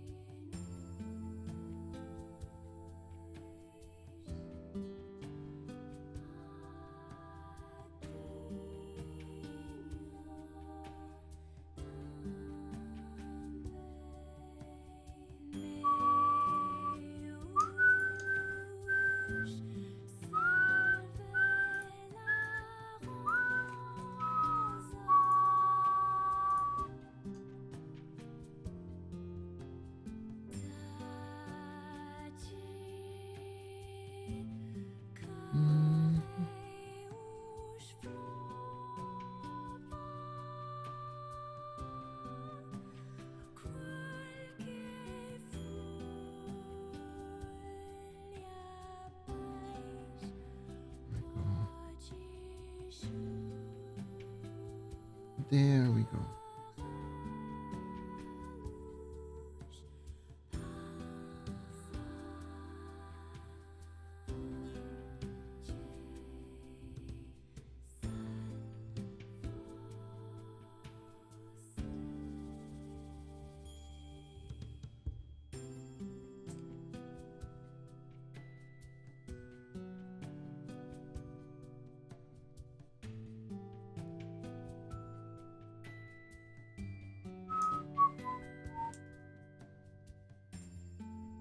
Where's the color? There we go.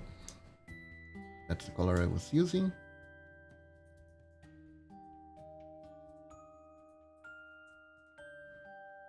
Okay, so here's the fun part. Here's the fun part. Okay.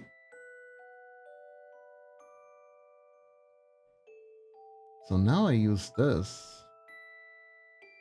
So I can make a shadow of the log. Thinking. So there's still an element of the log lingering. And then on this one,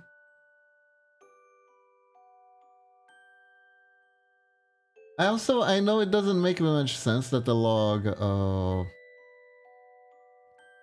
sunk, but you don't know, it's a very heavy log. It could make sense.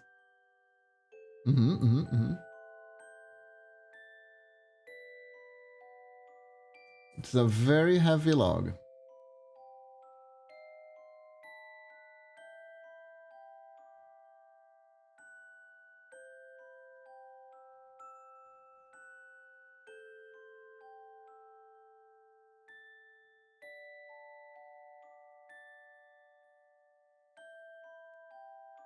Okay, so let's go. Training log appears. Boom.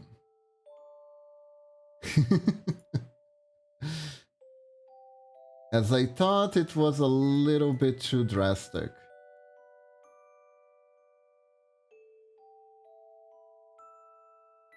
And this part here, we can actually make it go down. But that is good because it was all part of my plan, chat. It was all part of my plan. Yeah, the log is not supposed to be here anymore. There we go. What?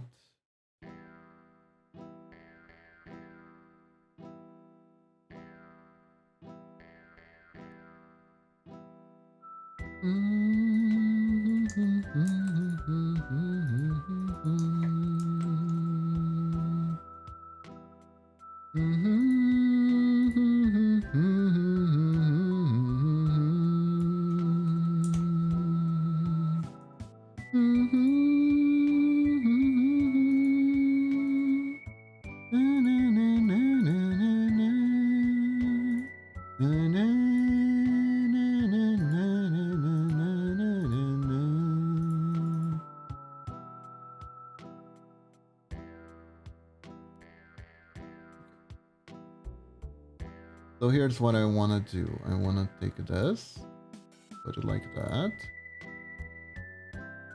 put it like that. Finally, we put it like that.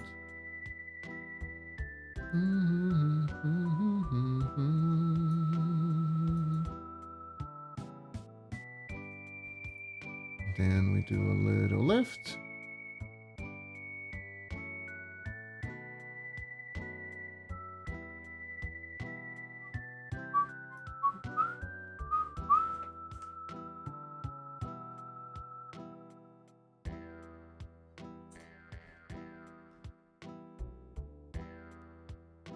There we go.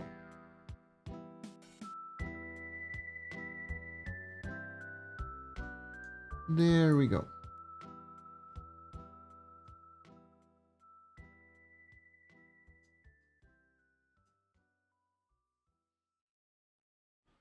Okay, so now you're probably wondering what the frick am I doing? And the answer is simple. We're gonna rotato.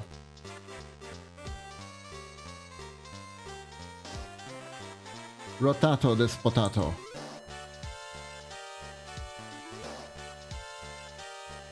There we go. Much like the other one.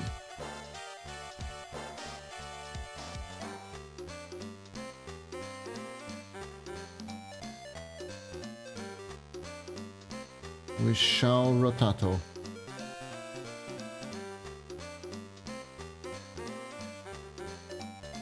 There. Now we can figure out where we're supposed to be.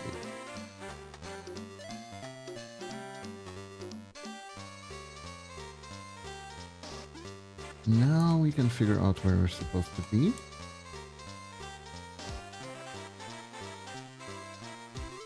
We're supposed to be here.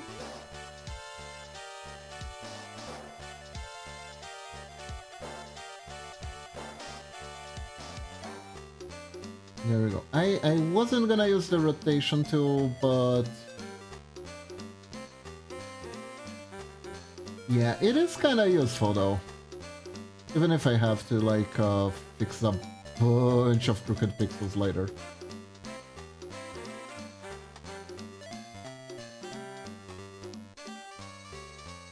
Pixel art rotation is being kind of a tricky thing since the beginning. Some video games like the Super Nintendo had this ability to rotate sprites outside of the pixel art grid, right? So you would get full rotations, but the pixels wouldn't stay squares, they would become diamond shaped while the rotation was happening. Which is something you really can't do if you're doing traditional pixel art, particularly if you're using the grid limitations, right?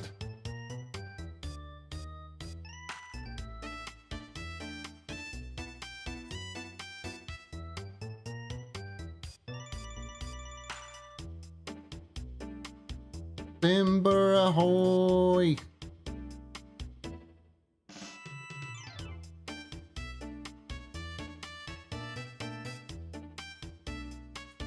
Also, might unbass, but this is way too far.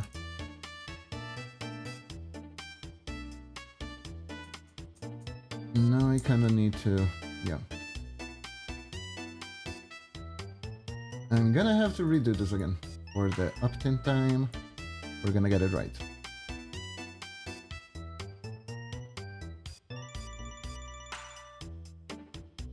Flip. Rotato. Get here. Go. Create the barrier. There it is.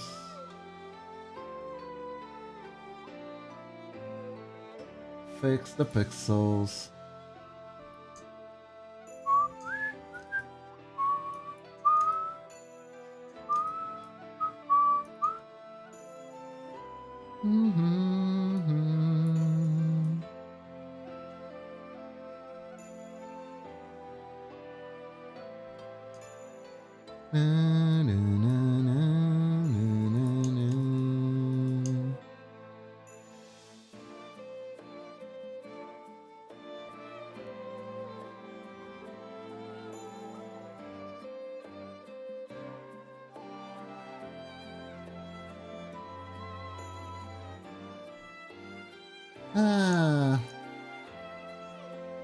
If you stop to think about it, in anime, there's only two ways living in the country it goes. Either it's the most relaxing experience of your life, or it's the scariest one. There are no two ways about it.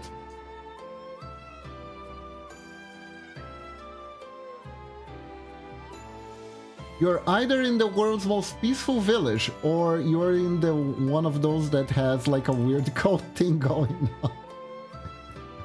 And let the murder mysteries begin.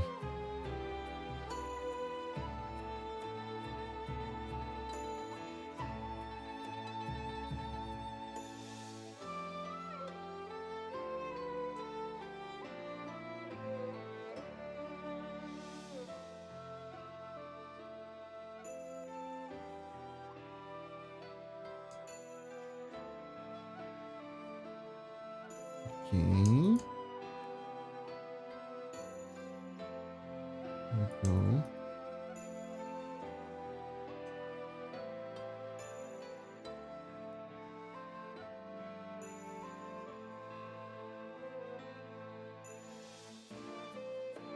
There we go. There we go.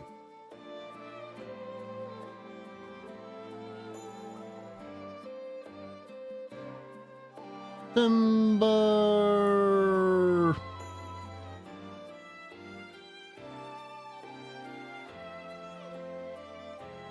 Hey chat, hey chat. What is a famous Gothic 3 movie maker? Tim Burton. Huh? Huh? Huh? Huh? Huh? Huh? Huh? Huh? Huh? Huh? Huh? Huh? Huh? Huh? Huh? Huh? Huh? Huh?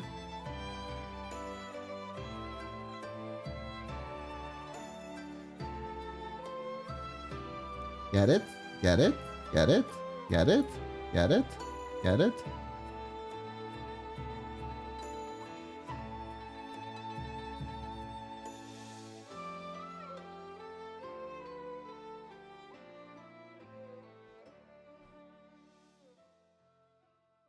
It's okay, chat. Take your time. It's a really, really smart joke. I get it. I get it if you don't get it right away. It's fine.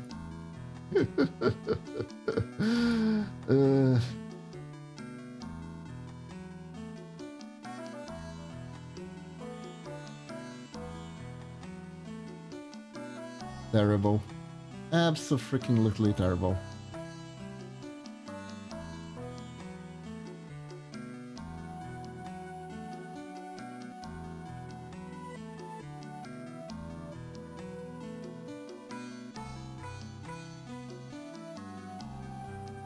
Yeah, I don't even know.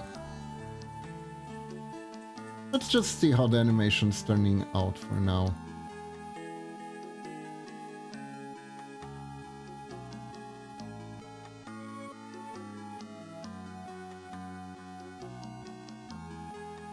You know, that actually works better. I can do the after image thingo. Well, that would work pretty nice actually.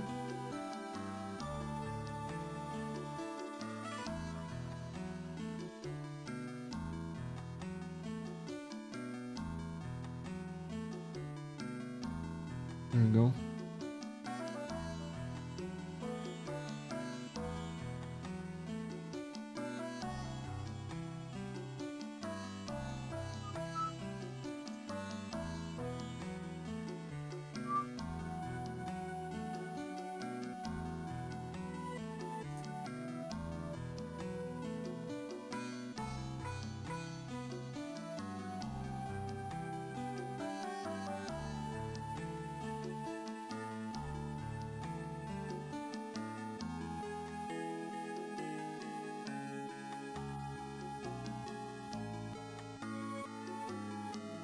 Yeah, that works. That works. And with that said, everyone, that's all the time I have for today. Thank you all for joining me. Hope you all have a wonderful day or night. Stay awesome, and I'll catch you guys next time. Let me see. Who do we raid? Who do we raid today? Do we have any art streamers streaming right now?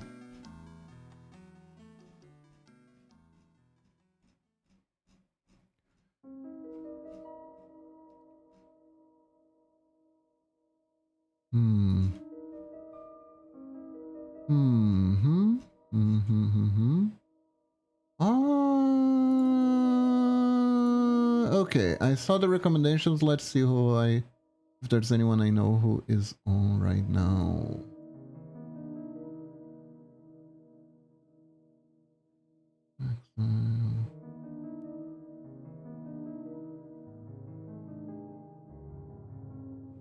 And Bashki, it's been forever. Little kitty, big kitty. What is that? Crash Bandicoot. You know what? Let's raid Zyber. Zyber commissioned us before. So... can go to her today. Maybe I'll be able to see the alert working this time. Alright everyone, thank you very much for joining me. I hope you all have a wonderful day or night. Stay awesome, and remember, when in doubt, when you think you can't do it, just think like a ninja. And sure you can! Bye bye everyone! Have a good one! Bye bye! Have a good one! Bye!